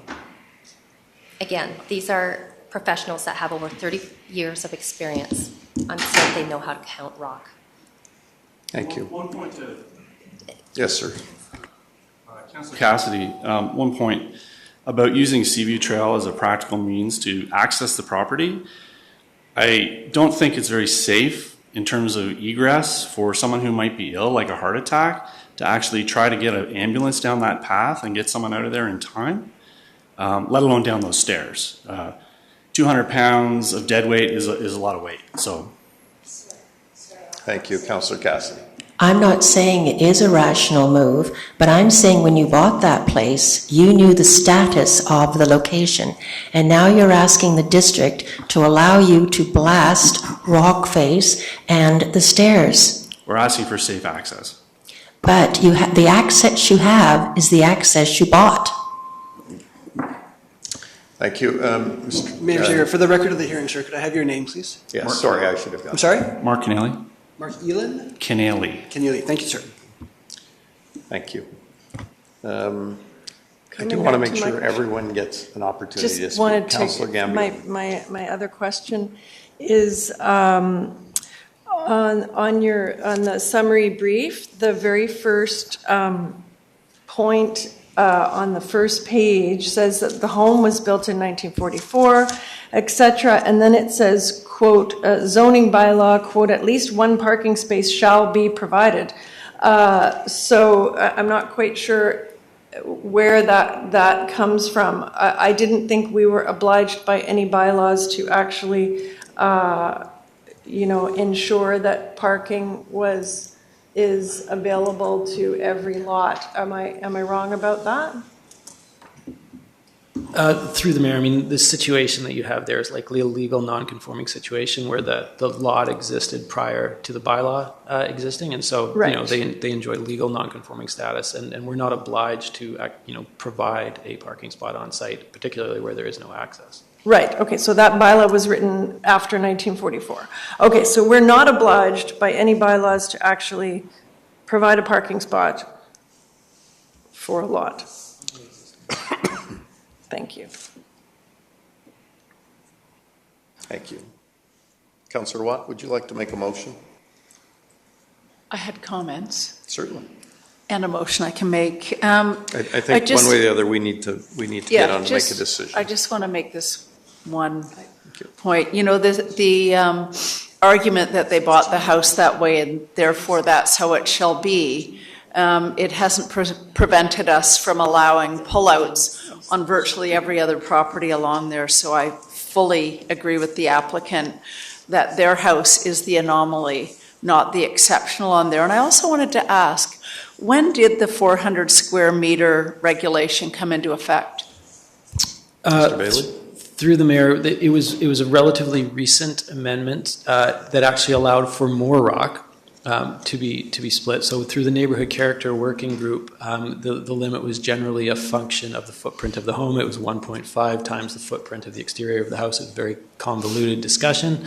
Through the wisdom of the working group, they came up with a revised proposal that just said it would be much more simple to just cap it at 400. 400 is actually, I believe in this circumstance, a higher amount than would have been permitted under the recently approved bylaw. Okay. Thank you. Councillor Thompson. Yeah, one thing that surprised me in all this, and I don't doubt that it exists, but the fact that if we make this exception, it's a change that we have to make that applies to the whole municipality. Through the mayor, I just want to clarify that you're talking about the change to the bylaw. That would only be if it turned out there was more than More than 400 400. cubic meters. So procedurally, the amount in the soil deposit removal and blasting bylaw is capped at a certain amount. There's provisions for minor variances based on certain criteria. Those decisions are not delegated to council, right? So if they're over that amount, I can't approve it. I'm the approving authority in that case. I can't approve it, and I can't. And through conversations with our solicitors, the way that the bylaw is written, if you wanted an appeal in the bylaw, there would be an appeal process in that bylaw to be able to come back to council. That does not exist in that bylaw. Therefore, what council would have to do is amend the bylaw entirely to have all those decisions come back to council. And in that case, the whole bylaw would be amended, and that would apply to the whole municipality. Wow, complicated. The other thing, and just, the mayor proposed some sort of solution. Is that something we can work with staff as far as them gaining the liability? I guess I want to back up a little bit. If we go forward and they don't remove 400, don't need to remove more than 400 square meters, that's fine. That will be okay. There's no further.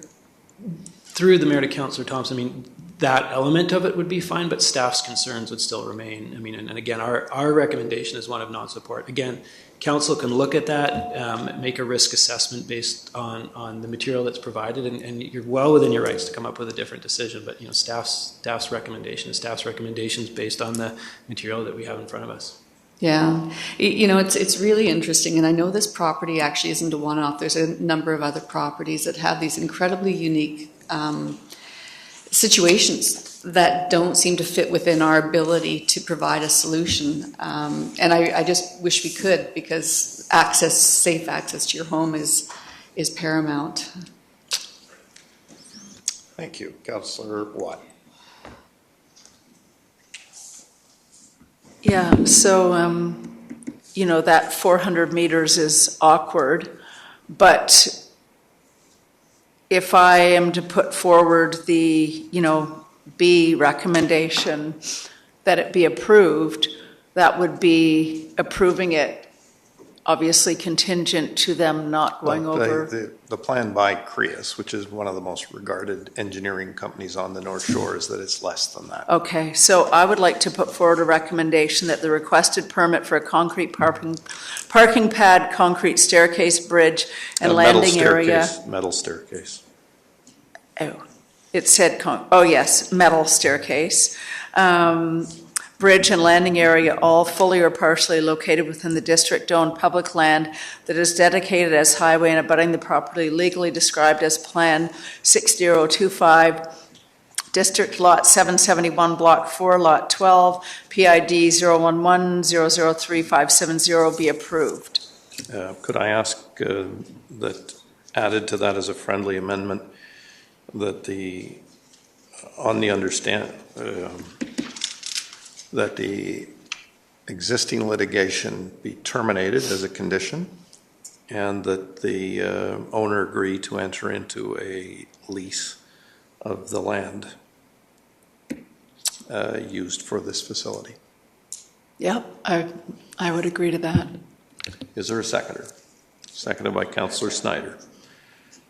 Councillor Cassidy. Well, I guess it's a bit too late to say this, but to make it two. One, they agree to the stairs, but not to all that rock blasting. and just, they have a lovely lay-by on the other side of the street. It's a very dangerous area, and the pipe that was being expressed has been exposed because there's been ivy torn away. So it's a very, very dangerous corner. And I'm not being nasty here by my thinking, although I know it does come across that way, and I apologize for that. I just think this is an accident waiting to happen. I mean, I've lived in that neck of the woods all my life. I've seen major accidents along Marine Drive. You know, major accident in front of my house, which was along Marine Drive, dead accident, the individuals. So this is, and now we're talking about cyclists, it's a blind corner. Thank you, Councillor Cassidy, and I completely agree with you. I think it is one of the most dangerous, if not the most dangerous place on Marine Drive. And I drive by it every single solitary day. And people going downstairs and landing right on Marine Drive, to me, is pure insanity. And I do not want to be responsible for somebody losing their life trying to cross that road on a dark, stormy night when the visibility is poor. So I support the appeal. Councillor Snyder. Yes, I just sort of wanted to expand exactly on what you're referring to. I mean, for me, it's a safety issue, and I appreciate the concerns that have been raised by staff. I really do.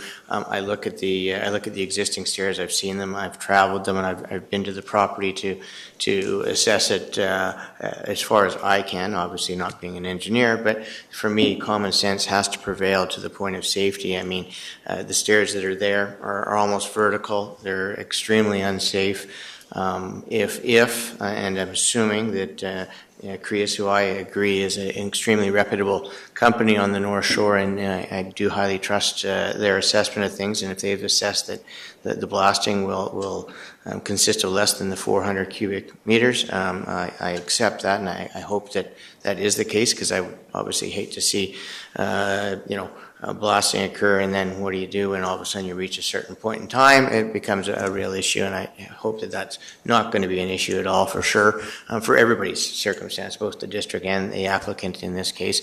But I also extend, Councillor Cassidy mentions how unsafe it is. Well, I can't imagine anything more unsafe than crossing that street, let alone coming down those existing stairs, walking onto the roadway. This proposal is going to actually open up the sight line. It's going to make it much safer for anybody accessing the property. I think the applicant draws an excellent point to the fact that, this is an existing house that's entitled to have mail service, courier service, whether or not it be food service, delivery. There has to be safety. And right now, yes, the stairs that are there are not via, our standards, they're not allowed, but they exist, and we allow them to continue to exist, which makes sense, because to take away somebody's access is completely unacceptable as well. I just think that there has to be an approach of common sense here. What is the best for the community, best for the residents? I mean, we're here not to get in people's way of enjoying living in our community, and to me, this is, I don't want to get in the way of people enjoying living in our community and enjoying the homes that they purchase. So from that perspective, I do think that it's an added safety, benefits the community, and I think it's the right thing to do. Thank you. Councillor Gambioli. Wow. So there's a lot to consider. I think that the applicant has made, a lot of good arguments, but essentially what's happening here is that this is quite an iconic part of the community, I would argue,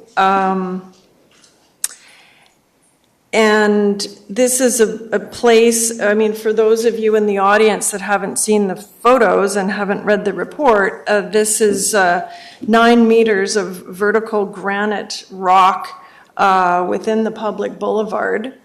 And the proposal is to blast out about 50 meters of the rock, and as we heard, give or take 400 cubic meters, 40 truckloads of rock over a 6-week period on Marine Drive. So, this is going to have a huge impact on buses that go by every 30 minutes in both directions, and all of the traffic there.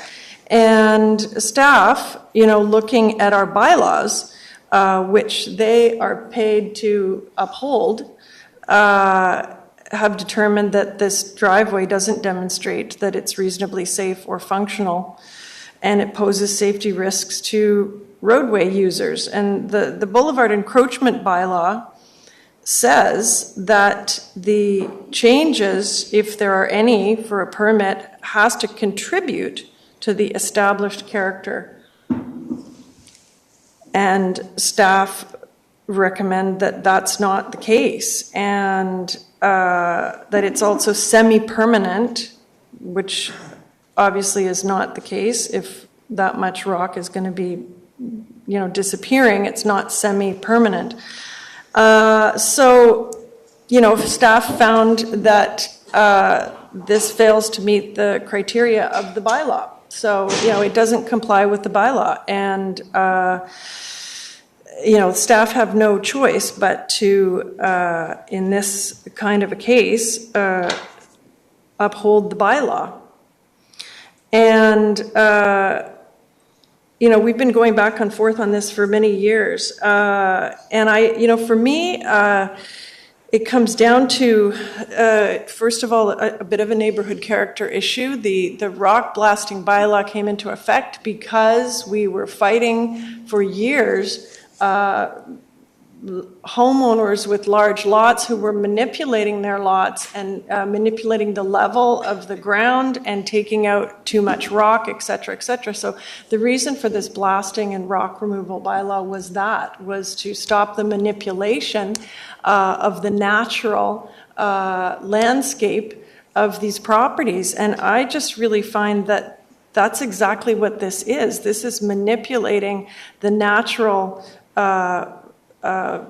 landscape of this piece of property so much that it's really it's too much. It's really too much. I think I could almost support the parking pad and the stairs, but then you're asking for a whole other cut to install an elevator and a bridge and to blast out that whole area. That's just too much. I don't think that's what we envision going forward as being a progressive use of our natural landscapes. So, I can't support, it's just too much. And I really think it sets a precedent, it creates a precedent for staff trying to uphold our bylaws, and for individuals with whatever kind of property coming back to us and saying, no, we want an exemption, we want to do blasting, we want to manipulate the landscape.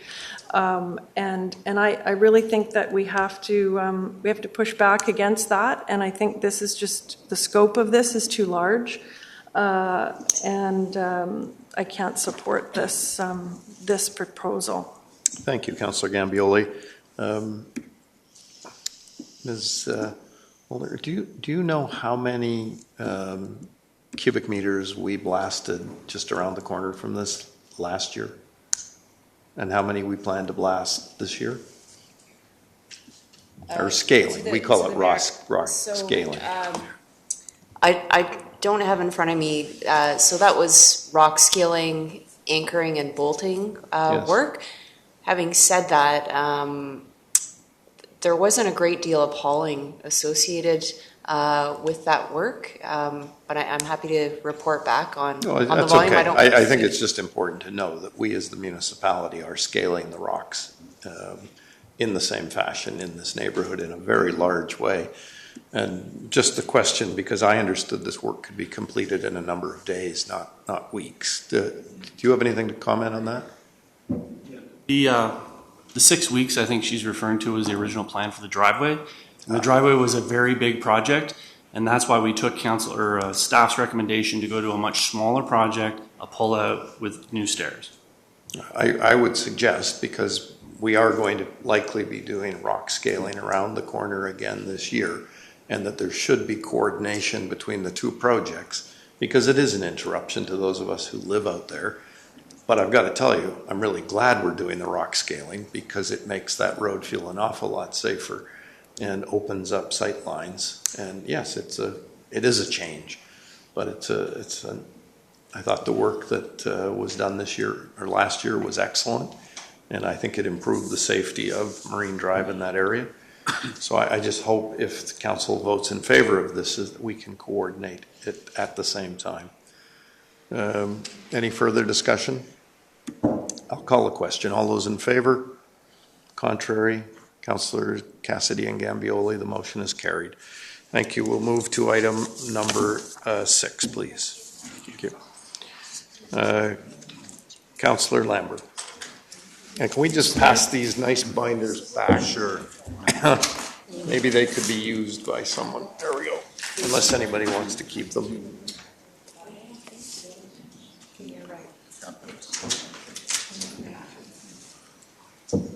More, there we are. Councillor Lambert, if I may, I'm going to ask you to move on item number 6, the proposed operating and capital budgets for 2024. Thank you, Mayor Sager. Are we going to have a presentation first, or should I just move the motion?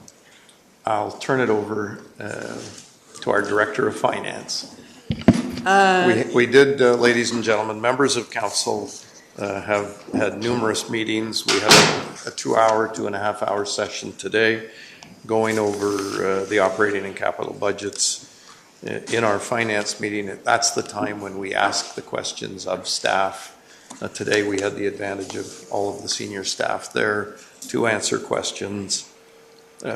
So please don't think that all of the discussions around budgets happens in a matter of moments at the council meeting. Thank you.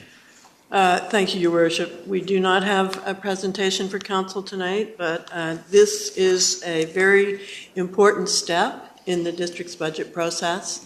We're seeking direction from council on the operating increase that they would be willing to support, and also on the asset levy. So staff have put forward a motion which includes all of the items that the Finance Committee recommended.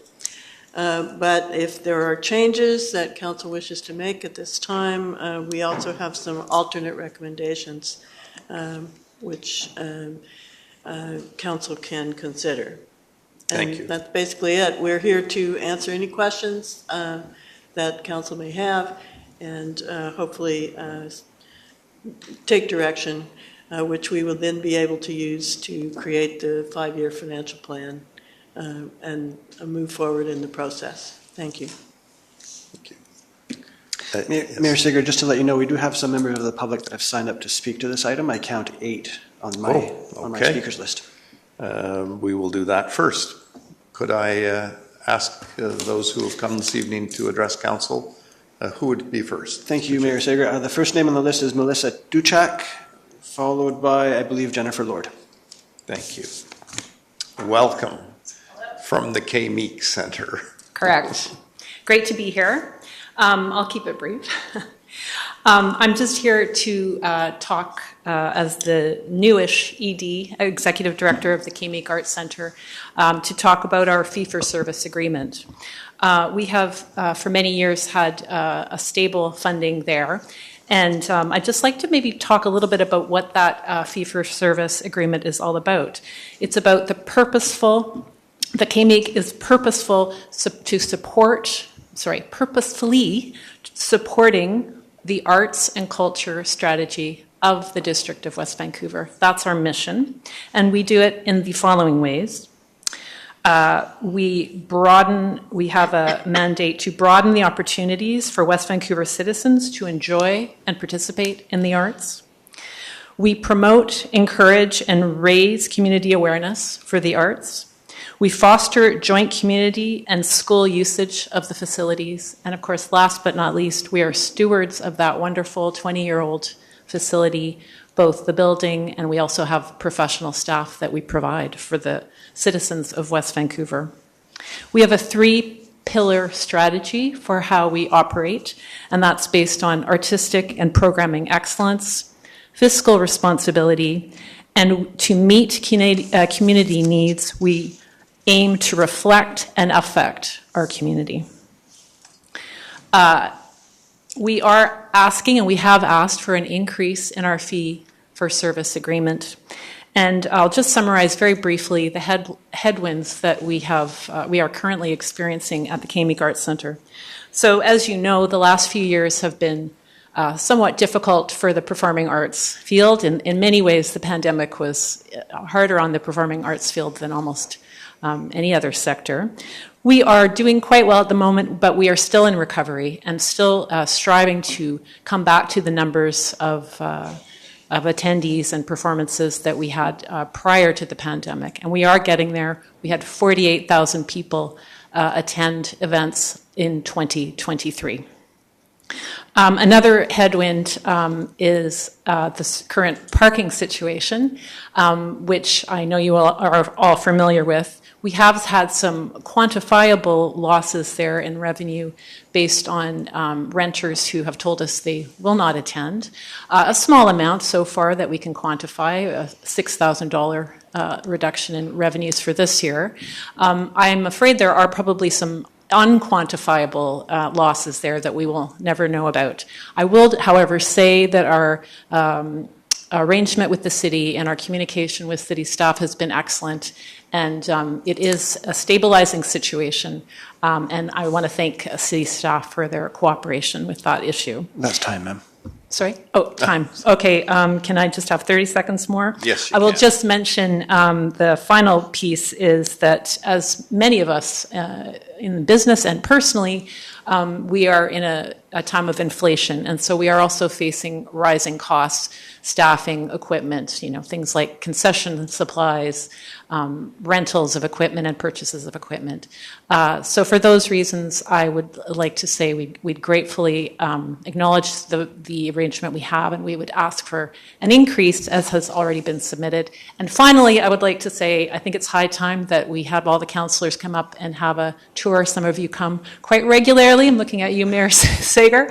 But it would be great to have you all come and take a visit and a tour around the facility. Thank you very much.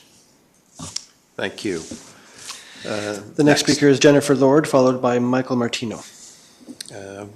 Ms. We're actually a duo. Oh, you're a duo, okay. Even better. There you go. Thank you for joining us this evening. Thank you for having us. Switch with you in a second. Yes. Good evening, Mayor Sager and councillors. I think you all know that I am the Executive Director of the West Van Community Arts Council, and I have been in that role since 2016. Joining me is Michael Martino, a Treasurer of the Board for the past 15 years, and currently an advisor to the Board. As many of you know, the West Vancouver Community Arts Council has provided arts and cultural programming to the citizens of West Vancouver since 1968. We have operated continuously out of the Silk Purse in John Lawson Park since 1991 and have continually adapted our programs and activities responding to the diverse needs of our community. Recently, in response to the global pandemic, we've added outdoor and online programming that has been embraced by artists and audiences. Program costs and artist fees, operational costs, and administrative salaries have increased substantially as a result of the pandemic. We are truly grateful to the District of West Vancouver for providing annual core support through a fee-for-service agreement. However, this fee has remained fixed at $25,000 since 2006. I'd like to pass it over to Mike now. Thank you. Thank you. I'd like to echo the words as well of the Executive Director from the Kay-Meek Center. A lot of what she's being faced with, we are as well. So, and Jennifer spoke to the issues that came out of the COVID pandemic. So, high inflation, the cost of doing business has just gone up dramatically in the last, call it 4 years. As Jennifer mentioned, we are just seeking something in the way of additional support from Mayor and Council. The fact that the service fee has not increased in 17 years should say something. We certainly have had increased support from other granting agencies. So the other constituents that help to support the operation have obviously recognized that costs do go up and that the support given should rise commensurately. So I'm going to leave it at that in the interest of time. I did have a prepared speech, but I don't think I need to get into that. We did notice that the proposed budget does not include anything right now for Kay-Meek and the arts organizations like ours. And it would be just a small contribution would mean a lot to us in terms of being able to meet current demands and to take us into the future. Right now, we're struggling to make ends meet, and I think the subsequent years, which would not include money received from granting organizations in the way of sustainability subsidies, will lead to us having to make some hard choices in the near future. So we would greatly appreciate any additional support that the mayor and council could provide to through the budget for our organizations. Thank you very much. Thank you so much. Thank you. I just want to add, it is a critical time for the Arts Council. With the demonstrated support of our local community, we believe that our ask is reasonable and fair, and it does offer an excellent rate of return. So thank you for listening. Thank you for your consideration. Thanks for everything you do for the community. Appreciate it. Thank you. Very welcome. Thanks for hearing us. Thank you. Thank you, Mayor Sager. The next speaker is Heather Mersey, followed by Ann Eady. Thank you. Ms. Mercy, thanks again for coming.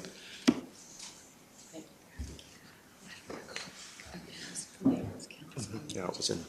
So Heather Mersey, I'm here on behalf of the Ambleside and Dunderave Residents Association. Thank you, Mayor and Council, for the opportunity to speak on the budget.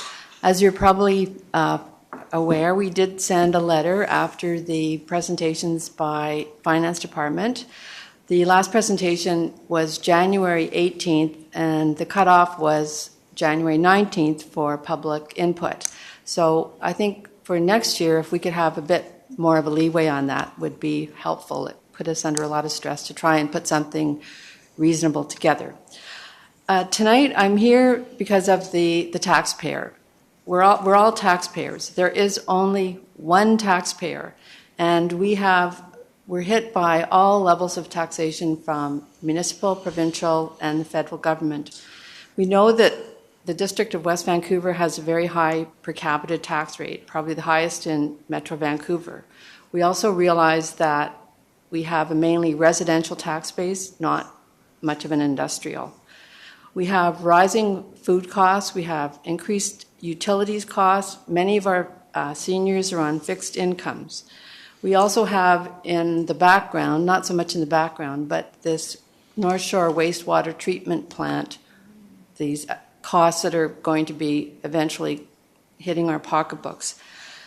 We are not in a time of plenty. We're in a time where we need to prioritize spending and to consider making the best use of our resources. But as I say, my main goal is to just emphasize that there is only the one taxpayer, and we ask that you, as you run your platform for fiscal responsibility, that you take that into consideration before raising the taxes over inflation. Thank you very much. Thanks very much. The next speaker is Ann Eady, followed by Don Smith. Ms. Lee? Oh, sorry. Ann Eady, but I don't think Ann Eady is here. Oh, All right, okay. so we'll go to Mr. Don Smith, followed by Maggie Pappas. Thank you. Mr. Smith. And I should introduce Mr. Smith and thank him because he has agreed to serve on the Mayor's Roundtable for Finance and Revenue. So this won't be the last time he'll be speaking to us. Oh, good evening, Mayor Sager and councillors and Ms. Gordon. Thank you for the opportunity to speak tonight. Just as background, I have an MBA in finance. I'm a chartered financial analyst, and I chair the Finance and Audit Committee of a government agency with an annual budget in excess of $4 billion a year. The proposed asset levy of 4% for 2024 is excessive and unnecessary, particularly as it would result in a property tax increase that is 4 percentage points more than last year's inflation rate of 3.6%. The property tax increase of 7.54% on the agenda would impose an unnecessary burden on homeowners, on landlords and owners of several thousand rental units in the district, and on business owners, many of whom cannot pass on this level of cost increase to their customers. I've analysed the district's audited financial statements for the past 10 years and have to commend the finance staff for the remarkable strengthening of the district's financial resources since 2012. In particular, over the past 10 years, the district's holdings of cash and GICs have risen from $70 million to $266 million. Its net financial assets, net of debt and other liabilities, financial liabilities, have grown from virtually zero to over $105 million. And its reserves and unappropriated surplus, which are all in the form of cash and GICs, have increased from about $8 million to $148 million. It has been argued that the district does not have the funds to maintain its assets. This is simply not true. It has been argued that the district cannot access its reserves. Well, this is not true either, as most of these reserves are governed by bylaws that are under the direct control of council. The proposed asset levy increase could be reduced without in any way reducing the monies proposed to be spent in 2024 to address the deferred maintenance of the district's assets. I would suggest tonight that the decision on the 2024 budget and property tax increase be postponed for 1 or 2 weeks, and that finance staff be asked to provide options of A 1% asset levy increase in 2024, with further 1% per year increases over the following 5 years, or B, a 2% asset levy increase in 2024, with further 2% increases over the following 2 years. That's time, sir. 10 more seconds or 20 Sure, seconds? certainly. Please wind up your without any change in the monies proposed to be allocated in 2024 to address the deferred maintenance of the district's assets. And that council, in 1 or 2 weeks, approve a budget and proposed tax increase for 2024 of either 4.5% or 5.5%, not 7.5%. I would be happy to answer any questions. Thank you very much. We're grateful for your input and your willingness to serve on this new committee, new roundtable. Next speaker. The last 2 speakers I have on the list, Mayor Sager, are Maggie Pappas and Claudia van der Vorm. Thank you. Ms. Pappas, thank you for joining us this evening. Well, I may not stay very long. I was under the impression that there would be a discussion tonight about the Upper Lands dedicated park. That isn't the case. No, that's not the case. No, I had a hard time reading the agenda, and there weren't any over there anyway. But as long as I'm sitting here, I will just take this opportunity. Oh, so you didn't come to speak on this item? No, I'm not going to talk about that because it's not appropriate. But I will reiterate what our new executive director, as you know, most of you know, I'm the founding chair of the K-Meek Center, and it has been a very challenging time for the arts in general. But the K-Meek has done, I would say, fairly well with that, just by serendipity. But the audiences are not fully back yet, and they are coming carefully, but it's difficult right now.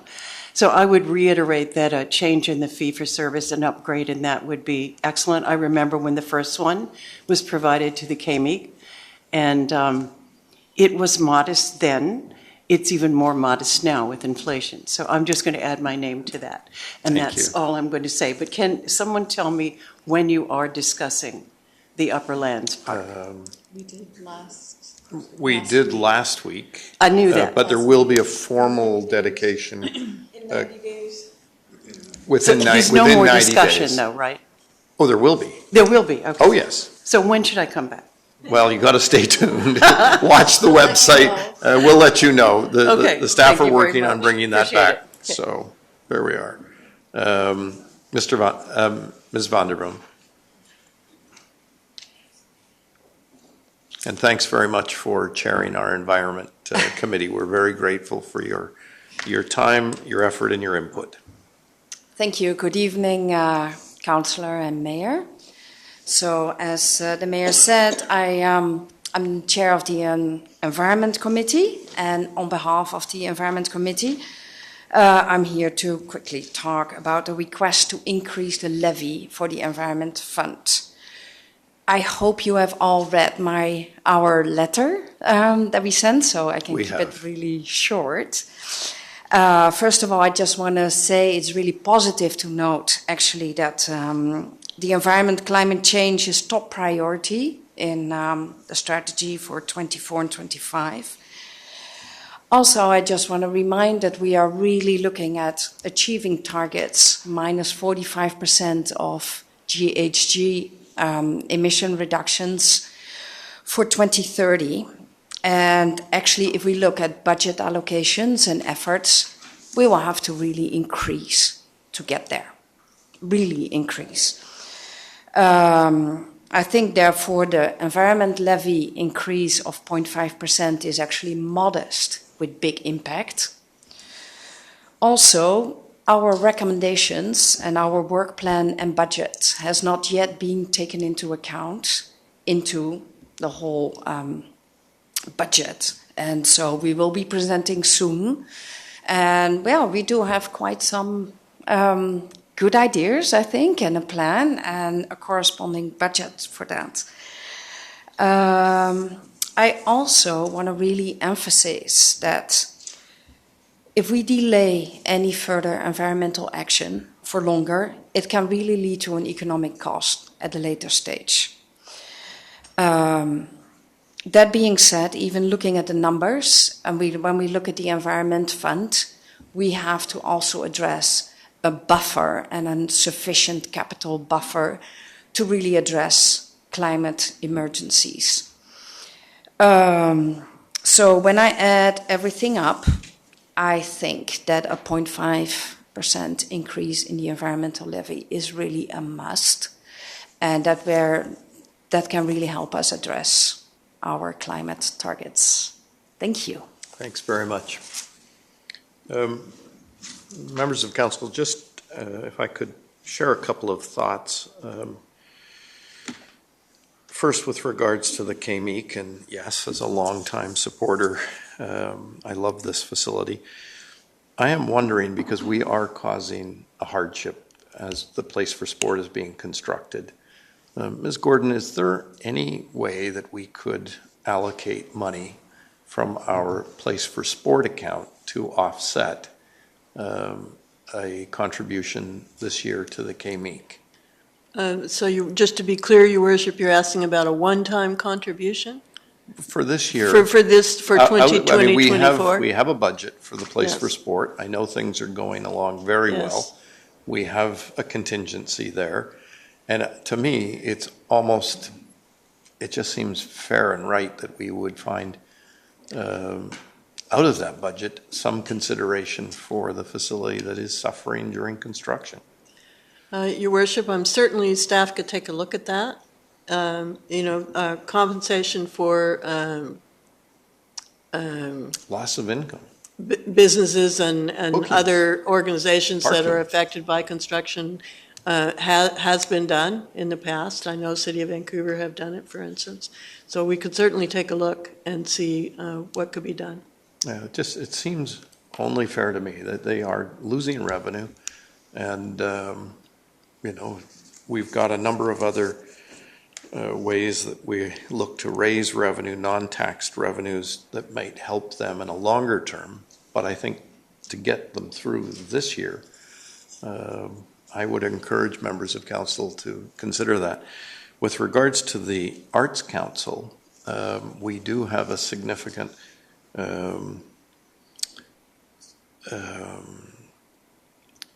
account that has been contributed to it, like our DCC account, and I'm just struggling to remember which reserve account we have for public art. We do have a public art account, which I'm sorry I don't have the balance off the top of my head, but it's about 600,000. It's actually specifically for physical pieces of public art, but so that won't work. I don't think it would be possible to use that for a grant to the Arts Council. unfortunately. Maybe they could come up with some creative physical art. Councillor Watt. So as everybody sitting at this horseshoe knows, I've beaten this budget to death, irritated everybody, including myself. And, in response to Mr. Smith's presentation or comments earlier, I raised a lot of these concerns in the Finance and Audit Committee meeting today with Ms. Gordon, and I'm just wondering if we could just take a few minutes and perhaps you could address his comments. I think it would be appropriate. Thank you, Councillor Watt. Through your worship, to you.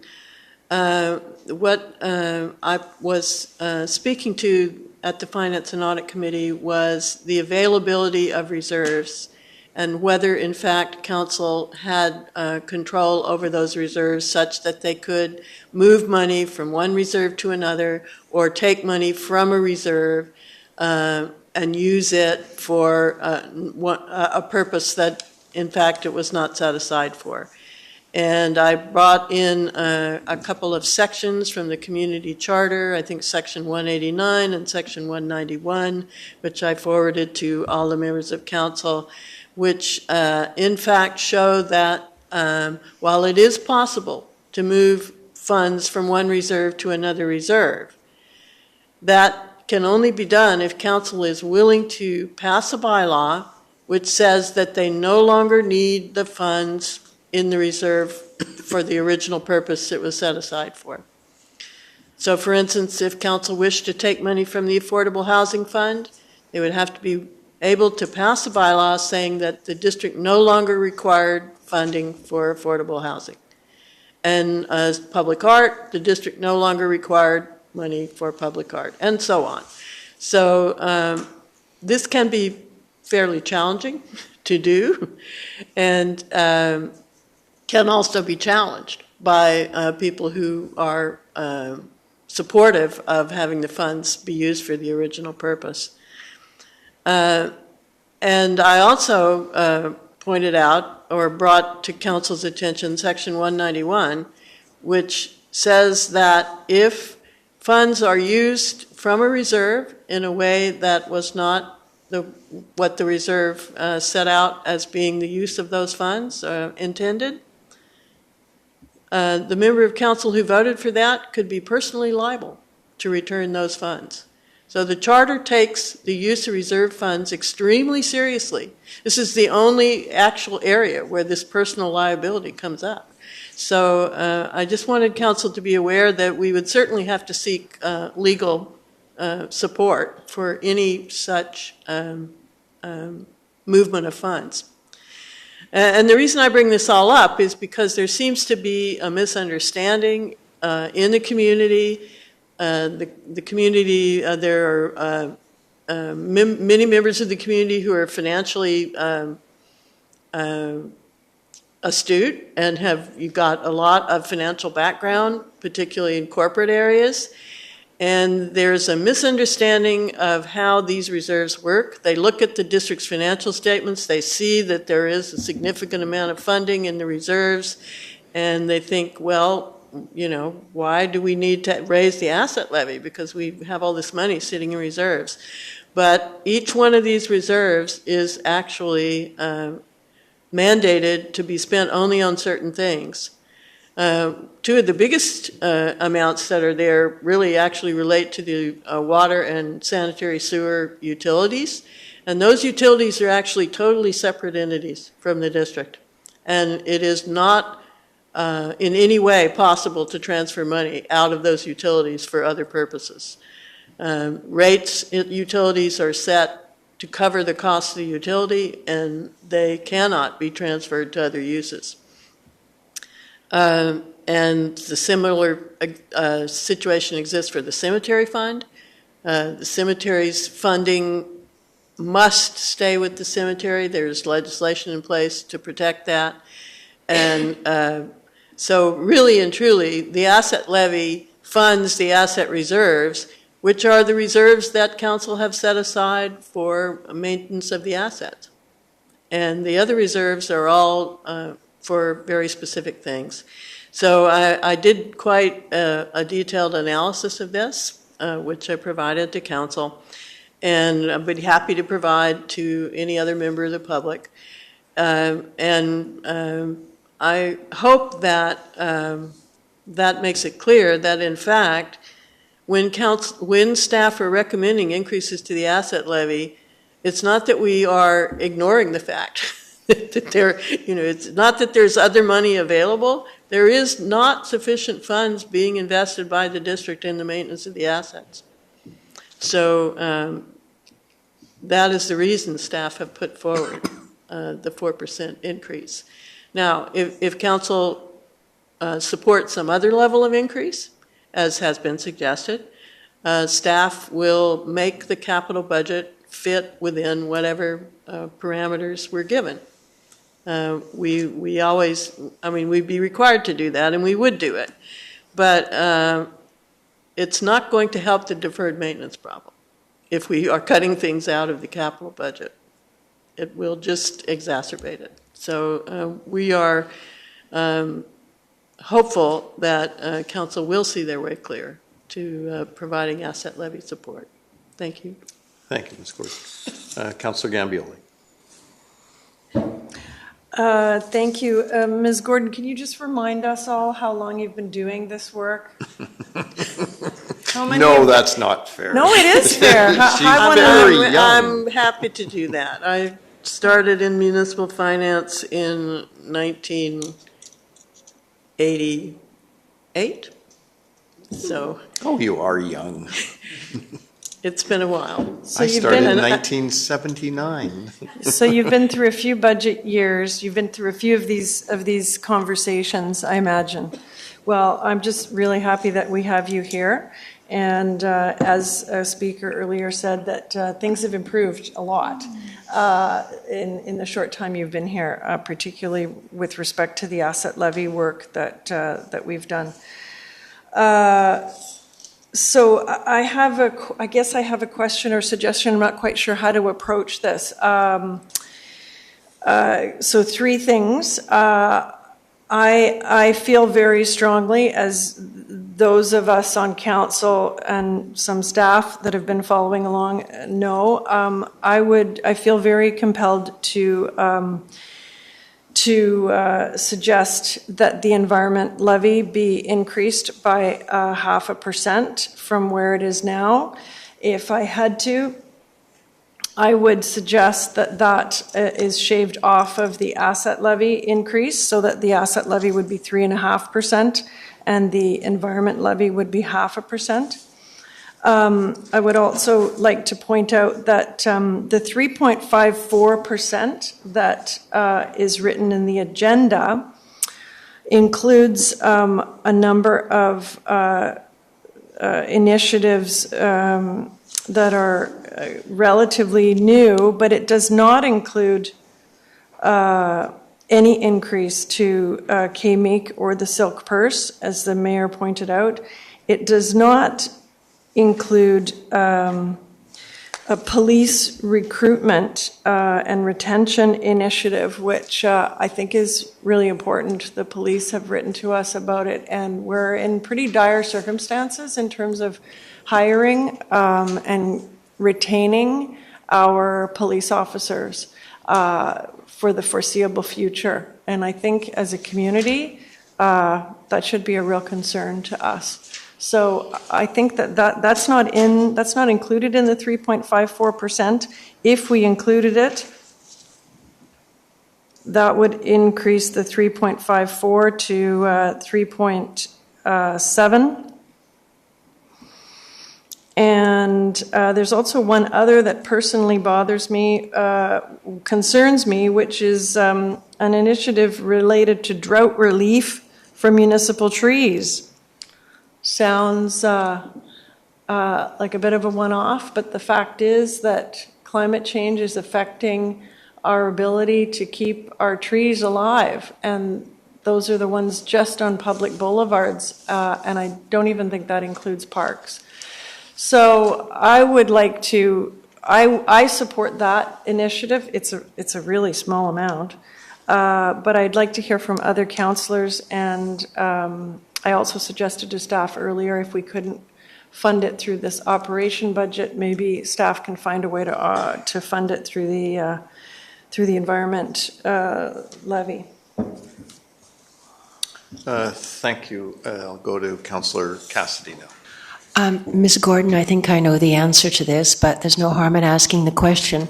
And, I know you did say no, and it's like the mother, no, and the child says, but. So I'm going to be the but. And the but is, I know you said that we couldn't access the funds in these various funds that have been set up. Can we access the interest that has been gained on those funds?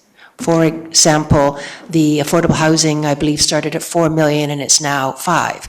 Can we access the 1 million? The interest which the funds earned by being invested is considered part of the fund. So it's not really considered to be separate or different. Thank you. It's all part of the fund. Thank you. Councillor Watt.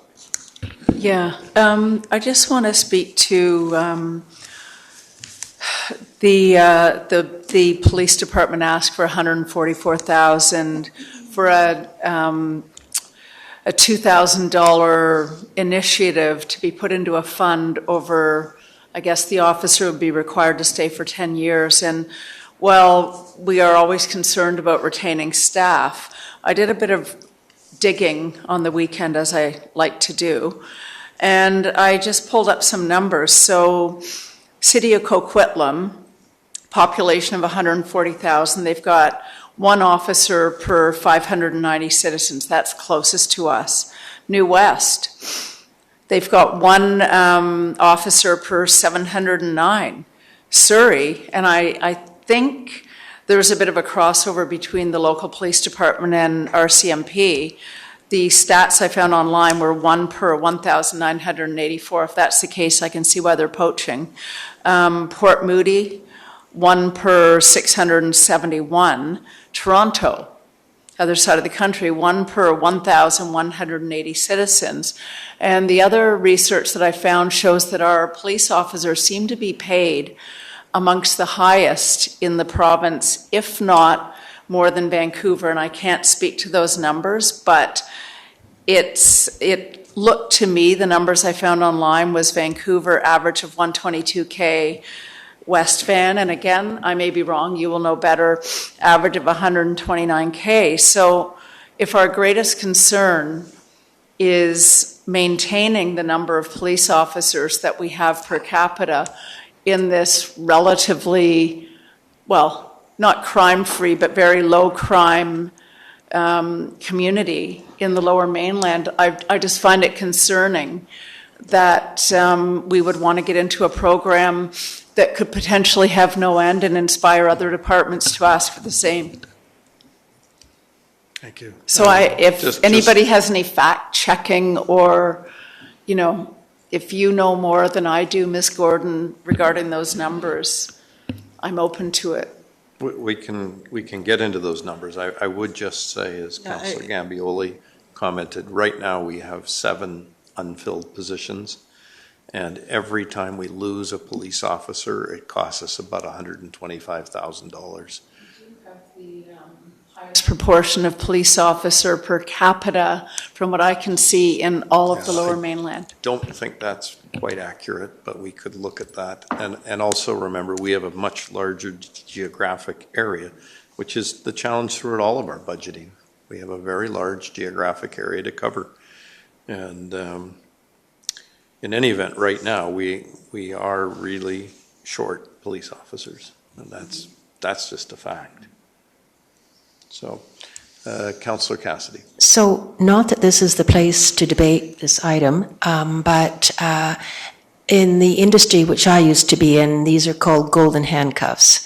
And anyway, the long and the short of the story is this money which we'll be expending is not sufficient to attract an officer or to retain that officer. What we need to do is we need to seriously get into the subject of how we're going to offer some semblance of housing where these individuals would be attracted to come to our community to work. What would probably happen in West Vancouver as a police officer, you die of boredom as opposed to dying of something else, much more tragic in Surrey. So the issue is people are not coming here because of the cost of our housing and the distance to get to from where they currently are living to here. That's what I would surmise. And that's completely correct. Yep. Councillor Thompson.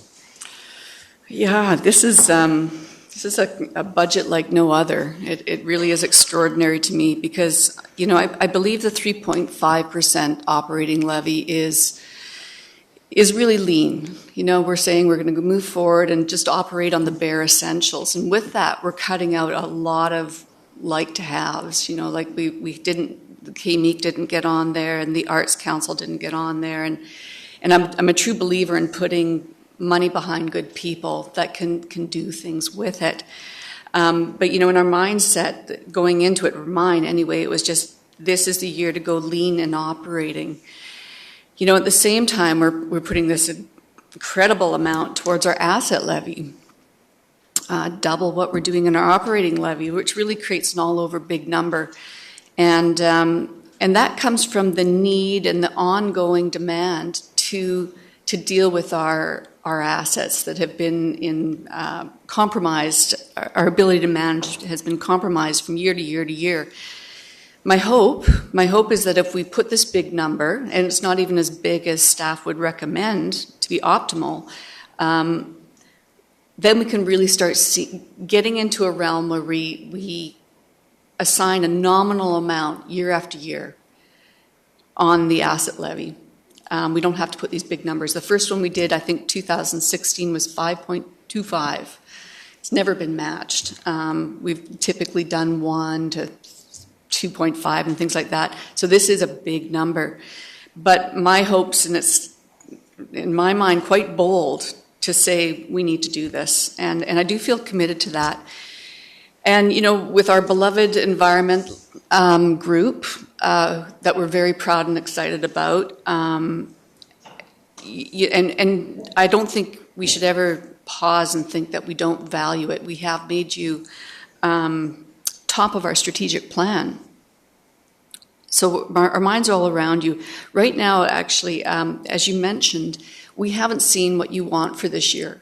It's ambiguous to us. There's no real ask. We've seen a few things that we can put our current environmental funds towards, and we feel, well, personally, I keep saying we, well, I find that, you know, what we have in there now and we'll put again in this year will be enough to get us through until we come up with that complete plan. And of course, the big things that we have to tackle, those are beyond any amount of buffer we can put into this annually. We need massive senior government investment to really tackle what could happen on our foreshores and our forests, things like that. So while we have confidence, I think as a councillor, I need to see that plan and that solid ask of what you need and why. And that's what I'm looking for. You know, I'm hoping that we can find creative ways to support the arts. You know, I really do believe the two organizations that are here today have been remarkable at keeping themselves going, and it's not just serendipitously like that was mentioned earlier. It really is the blood, sweat, and tears that the teams put into them. And just a few ideas floating around. I do have confidence that we might be able to help you out this year in some other creative way. One question I had for Councillor Watt, or perhaps Isabel, is, or perhaps you already do, are you eligible for our awards committee applications? Awards committee application, the community grants? Sorry, the grants committee. That community grants increase actually is included in the 3.54? Oh, it is, yeah, darn. It is, yes. Anyway, I assure you that we'll be thinking of creative ways to go through, but this is the number we've landed on, and it's going to be a tricky year, so those are my thoughts on the additions. Thank you. Councillor Snyder. Yes, I'd just like to echo exactly what Councillor Thompson has indicated in all areas, you know, the arts, the environment. It is a very, very tough year. I think Ms. Gordon has laid out the need in regards to the asset levy and the the fact that there's been a number of years. I mean, it was 2015 that the 5.65 was introduced, and then ever since then, I don't believe it's been higher than a 2% increase, and I think that was last year. It's very, very challenging, and we've seen it already in our assets and how they're failing. And when they fail without being properly maintained, it does cost a lot more money in the long run. Again, with the Environment Committee's requests, I agree, there's probably going to be a lot of great initiatives coming forward. As I said last year in our budgeting, I'm challenged to approve budget requests when we don't know what we're asking for it to be spent on. And maybe it's just the timing this year, and maybe it's the fact that... I'm sorry? It's on the agenda on March 11th. On March 11th, which really unfortunately the timing has been, it when the committee got off and running, and I appreciate and I understand from hearing from people that, there is some great progress being made and some great ideas being put out there. Again, the timing of it doesn't fit extremely well as far as that goes. And I do think that we're making up for errors in previous council decisions not to properly fund our asset reserves. And I think that leaves us to where we're at. I think that if we had taken the responsible steps, as Ms. Gordon had sort of started the train back in 2015, if it had continued all the way along up to this point, we wouldn't be where we're at right now, having to ask for 4% there. And the 3.54 request on operating is very lean, and it's a tough year. And there's a lot of asks out there that would be nice to have asks. We have not been approving extra hires. I see a lot of responses from in the community. We need to stop hiring people. We need to start slashing everything. And we really, I believe, have taken very, very responsible actions in maintaining that we haven't been going over top. And I know that our new municipal manager here is made it a goal as well to continue to make those efforts to be even more lean this year. So it is challenging times, like Councillor Thompson said. It's a difficult pill to swallow because when you add the two together, it's not a small number, and it's just a number that we reached, or we've sort of at this point been presenting to everybody, and it's. I think that we need to be able to be strong and make that step as hard as it is. Any further discussion? Well, no.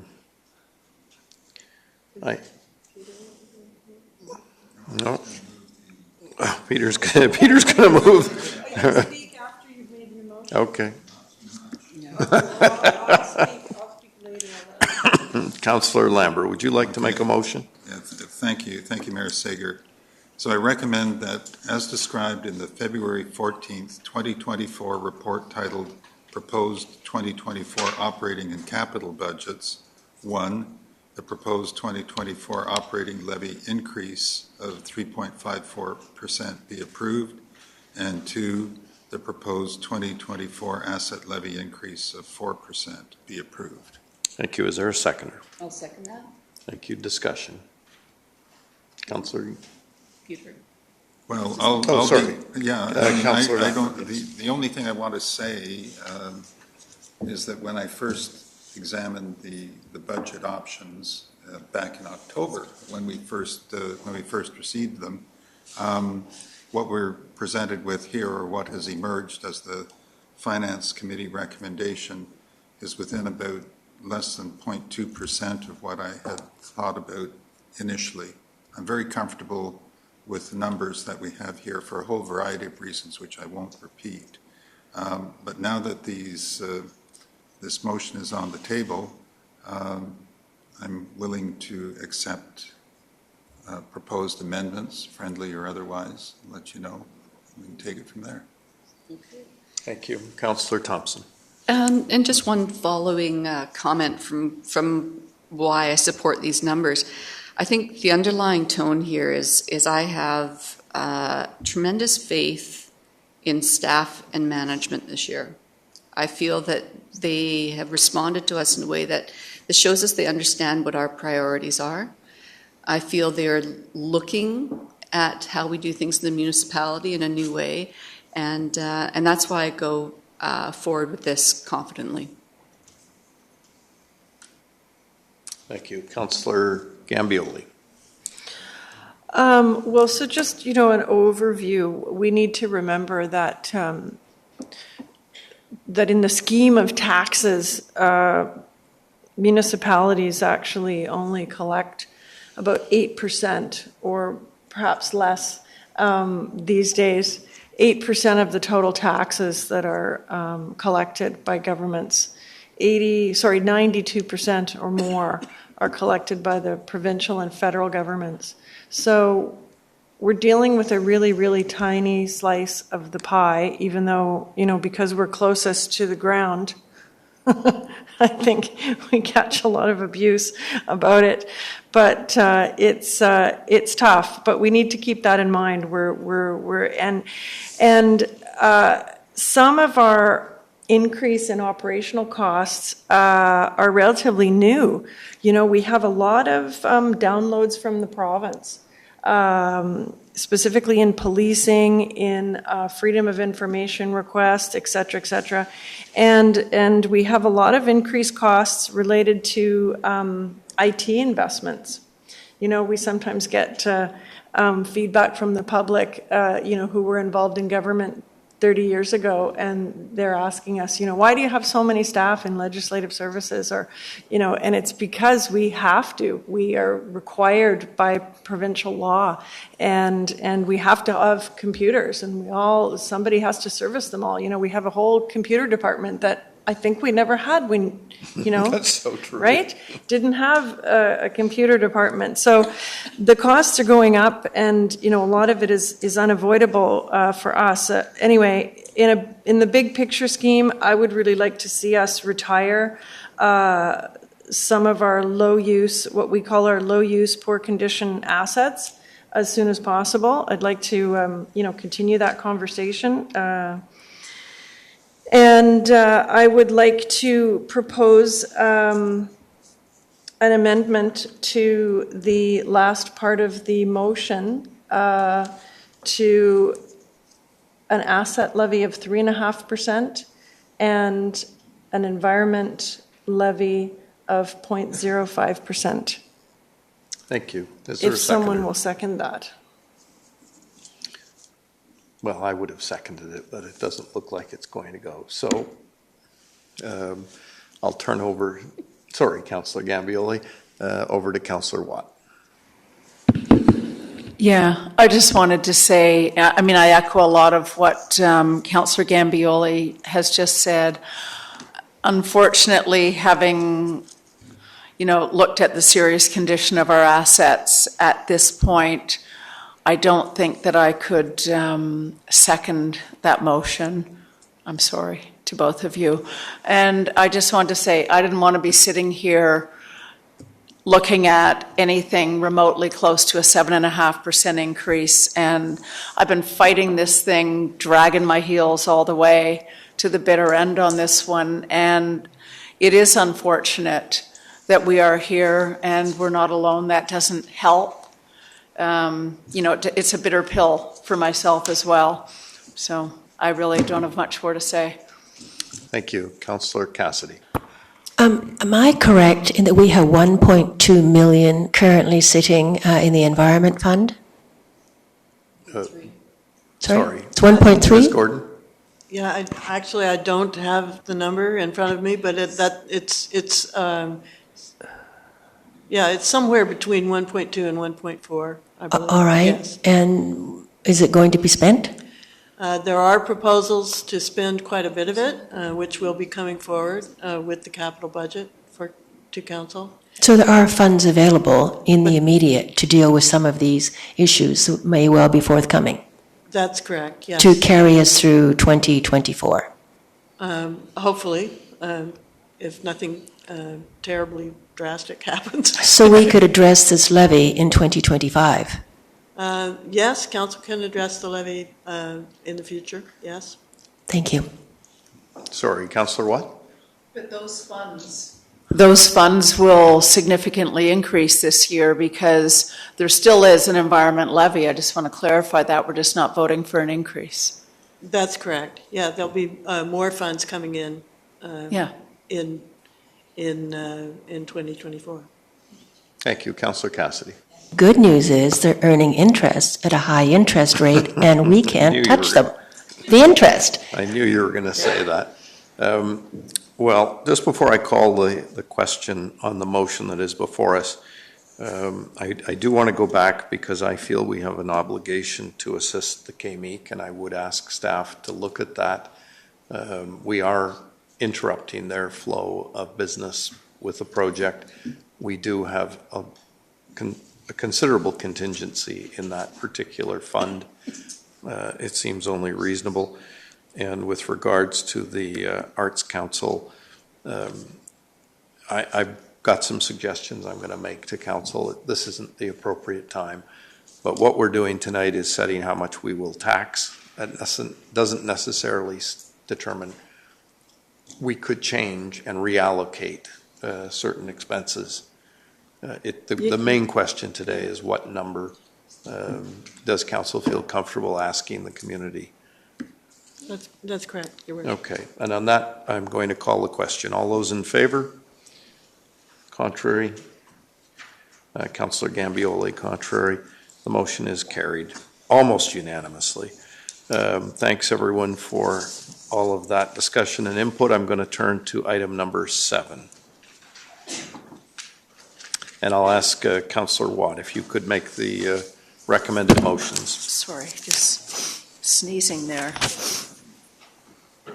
I'd like to recommend that proposed zoning bylaw number 4662, 2010, amendment bylaw number 5270, 2024 be read a second time. Thank you. Is there a seconder? Councillor Gambioli, seconded. Question, all in favor? Contrary, carried. Final, Councillor Watt? Yeah, and I'd like to recommend that proposed zoning bylaw number 4662, 2010, amendment bylaw number 5270, 2024 be read a third time. Thank you. Councillor Gambioli? Question, all in favor? Contrary, carried. There's no new business at that. Can I have a motion on the consent agenda items? Councillor Thompson. So moved. Seconded. Councillor Lambert, any discussion? Question, all in favor? Contrary, carried. Thank you. And then we will go, we've dealt with item 10. Are there any reports from members of council? Councillor Cassidy. Well, I wanted to say something nice. So we have passed Valentine's Day since our last meeting, and I wanted to let you know a lovely story. So I asked a friend of mine, how was your Valentine's Day? And she said to me, well, it got off to a very good start. She said, I got on the bus today, and the bus driver gave a Valentine.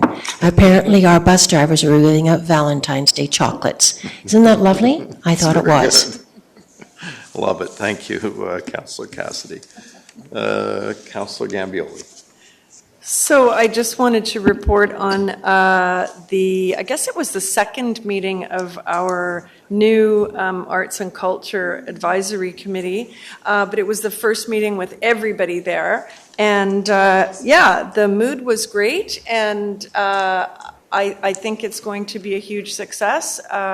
The sort of connection that we have structurally built into the committee between the people who are coming to the meeting, and each one of them is a sort of a liaison for another arts group or another facility. And there was sort of a reporting time at the end, and everybody just commented about what was happening and what their concerns and their needs were in their realm. And it was a really great feeling. So anyway, I think things are going to be, going great, and had a good feeling for everybody. Excellent. Very briefly, I just report that I represented TransLink along with one other director in San Francisco last week. We had a comprehensive tour of the BART system and their new BERT. And then we met with the mayor of San Francisco and a tour of their new rapid bus line. And I've got to tell you, part of what they do is really smart. I think, as most members of council know, transportation in and around Metro Vancouver is an absolute priority, and the province has to step up. It is such a contrast to how the transit systems are funded in the U.S. and why they can do so much more, because they get access to sales tax revenues and all kinds of other taxes that we don't have access to. But the one shocking thing, we took the BART from downtown San Francisco to Oakland. We were the only people on it. The only people. Their system has been gutted. And it is really, it's a huge challenge. No, they did not. But because their city centers have been gutted with people not working, people working from home, the ridership has absolutely plummeted. I think they're at 30% of what their pre-COVID ridership was at. Now, their new BART systems are working really well, and they're exceeding expectation. But we're frustrated. We, as on the Mayor's Council of TransLink, are incredibly frustrated by the province's unwillingness to assist in proper levels of funding. I believe they put $30 billion into hydro, and they've proposed a couple of $100 million to TransLink. That's not going to work. Anyway, I won't go any further. Could I have a motion to receive the Mayor and Council's reports? Thank you. Seconded by Councillor Cassidy. Question, all in favor? Contrary, carried. Are there any public questions or comments this evening?